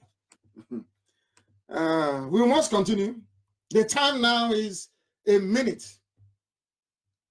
It's a minute to 10, isn't it? In Biafra land. That means we've been on air now for nearly 4 hours, if I'm not mistaken. For nearly 4 hours, if I am not mistaken. This is a live presentation from Radio Biafra. This evening is a live address on the eve of New Year to the whole world. We are preaching the truth, the link between those who are ruling Nigeria and terrorists. The Fulani rulers of Nigeria are all terrorists. Just don't take it from me. Even the Christian Elders Forum in Nigeria have now confirmed it. They now agree also they have a cabal who is ruling the zoo, that it is not Buhari who is in charge, but the cabal. Because Garbashi, who came on the Fulani Janjaweed news channel, Channels TV, and said it openly, that those people who are the cabals, that they are respectable Nigerians, respectable jihadists. That's who they are. Very, very sad indeed. That is why I should say they can sack anybody they want at will. They can disgrace Osibajo. They can humiliate him as much as they like. They can also humiliate Aisha and nothing will happen. They control the military, they control the police, they control the Navy and the Air Force, they control civil defense, they control customs, and they control any government paramilitary organization. Once you carry AK-47, including Fulani headsmen, you are under the control of the cabal in Asorok. And that is why when they started to kick out Oshomole, no one stopped them. Oshomole is now consigned to the history books. It's gone. And some of you must also know that those who claim they're fighting corruption, they padded the budget with 264 billion. They intend to steal. It is there. See no evil, hear no evil generation. Very, very sad indeed. I go back to those who I respect and those who I revere. Pa Aya Debanjo always speaking the truth, that are anarchy looms, of course, unless the zoo disintegrates. Talking about restructuring is not going to help matters at this point in time, because they will never, ever agree to it. They will never, ever agree to it. They will never, ever agree to it. We are fighting to be free, to liberate everybody else in the process. Those who want to work with us can work with us. Even the Sultan is saying, don't provoke us to take up arms. Provoke you, you are the one ruling Nigeria, you are the one killing people, and you're even complaining again that you want to take up arms. So no one will call him for questioning. If it's any other person saying this, they will say DSS is inviting you for questioning to come and clarify what you said, but not the Sultan, because they are all terrorists. And every institution in Nigeria headed by a Fulani person is part of the wider Fulani conspiracy. But they are busy in Biafra land arresting people for selling newspapers. They are busy criminalizing the South. I mean, we arrest 86 people, whereas 86 people are arrested in Biafra land, whereas there are terrorists in the North beheading people. The army is busy telling you, because we have no guns, so you can arrest us easily. All they do is they point gun at you. If you move, I move you, I will shoot you, and you stand. And they'll bundle you into their vehicle. If they don't kill you and harvest your organs and send to India to sell, they will take you to the nearest police station and dump you there. They say they're fighting crime in the South, but in the North, you have terrorists that they themselves are sponsoring, beheading people. Jonathan said that those attacked his home must be prosecuted. I don't know who he's talking to.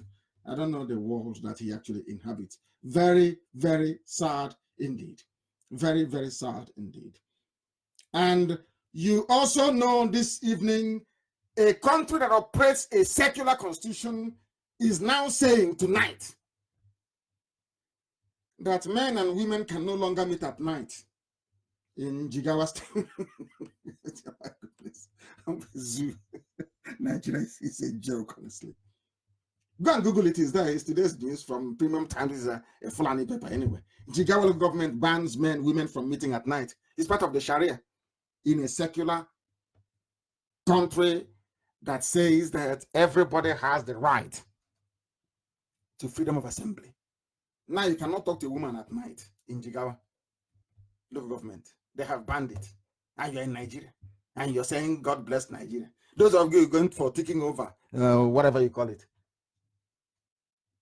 You cannot meet a woman at night in Jigawa, and you're in one Nigeria, operating a secular constitution. What an utter laughable contradiction. Very, very sad indeed. That is the type of Nigeria that this Janjaweed administration has given to you, and you have no choice but to endure it, because that's what you want. Very, very sad indeed. I will not dignify this very person with any detailed response, but let me remind those that read what I said about Jonathan sacking Hejrika and the response from somebody claiming to be the cousin who we do not know. Nobody knows his name or where he comes from, because his name is entirely English. No one knows where he comes from. He said he doesn't know what led to the removal of Hejrika by Jonathan. We know that the Northern Cabals forced Jonathan to prematurely remove Hejrika and Azazi, the former National Security Advisor. That was what prompted, in case this person doesn't know, that was what prompted the assassination of the former state governor on 15th of December 2012. Azazi died along with Governor Patrick Yakowa of Kaduna State. He was a Christian governor of Kaduna State. He was assassinated when their naval helicopter crashed in Okoroba village of Bayelsa State while on their way back to Iguacha Airport from the funeral of Oronto Douglas's father. He was killed because he was a Christian. This is Patrick Yakowa. People do not know this. And the Muslims wanted to take over power. And they took over power in Kaduna State. That is what they do. He was the first person from Kaduna and the first Christian to become governor in that very state. An innovation to which all Muslims leaders objected to in the north. How can a Christian be the governor of Kaduna State? And they killed him in a helicopter crash. That is one Nigeria for you. An evil entity. An evil entity. Very sad indeed. Very, very sad indeed. Very sad indeed. Jonathan was living under severe fear when he was the president. Jonathan's downfall and mistake was the removal of Ihejirika and late Azazi. He could have won the 2015 election if the two men were in charge of security, and Boko Haram and Fulani herdsmen could have been defeated by now. That is a fact of life. Jonathan was living in fear. They have now sensed that fear. That's why they came to his house to kill him. That is it. No amount of self-hatred will purge you of that very reality. That is a fact. Why I fired the service chiefs. I want to let that very imbecile understand this. That this is Radio Biafra and Nnamdi Kanu. Anything I say is gospel, it is the truth. I have no need to lie. I have never lied and I don't intend to. Start now. So, mouthing all that rubbish to please DSS didn't stop them from going to kill Jonathan. You must understand that very clearly. Jonathan sacked Ihejirika. It was contained in Vanguard newspaper. Go and Google it. Why I fired. He didn't say why they resigned. Why I fired service chiefs by Jonathan. Jonathan was a coward. He fired the service chiefs at the instigation of the North, the Northern Cabal. They forced him to. War against Boko Haram is war against the North. Buhari said so. Sultan of Sokoto was upset with Ihejirika for making huge advances against Boko Haram. So, very cowardly and foolishly, Jonathan removed the chief of defense staff, Ola Ibrahim, who is not from the North, I think he's Yoruba man. He removed Lieutenant General Azubiki Ihejirika, chief of army staff, and also the chief of army staff then, and chief of naval staff, Dele Ezoba, was removed, replaced by Northerners. Simple as that. If that is not cowardice, I don't know what is. It didn't stop Obama from removing him from office, did he? You don't go pleasing the North and hoping they will love you. That means you're a very stupid person. Very, very stupid person indeed. And without this very evening, there are many of them. Go and read up on them. How Jonathan sacked these people. It is very clear for the whole world to see. This is Radio Biafra. You have joined us this evening and we have brought you this very gospel. And we are wishing you, for those of you who adhere to the Gregorian calendar, I must also tell you that this calendar that you're adhering to, sometime, I think it was in 1472, The then Pope Gregory, removed 12 days from the calendar in order to make sure that Christmas falls every December, every winter. Do you understand that? Now, I don't want to go into that because some of you may be too much for you to absorb. But what you're following is called the Gregorian calendar. It's not the calendar of nature, but all the same, I wish you a very happy new year wherever you are around the world, and especially those who believe in the truth. May the truth and the light that it represents always find you. And from me, from here this very evening, on a day where we have demonstrated our unalloyed devotion to the worship of Elohim, that Biafra we state very categorically and unequivocally is our religion. Here on Radio Biafra is where we worship because Chukwokika Biama is our God. From me, from here, good evening and Happy New Year.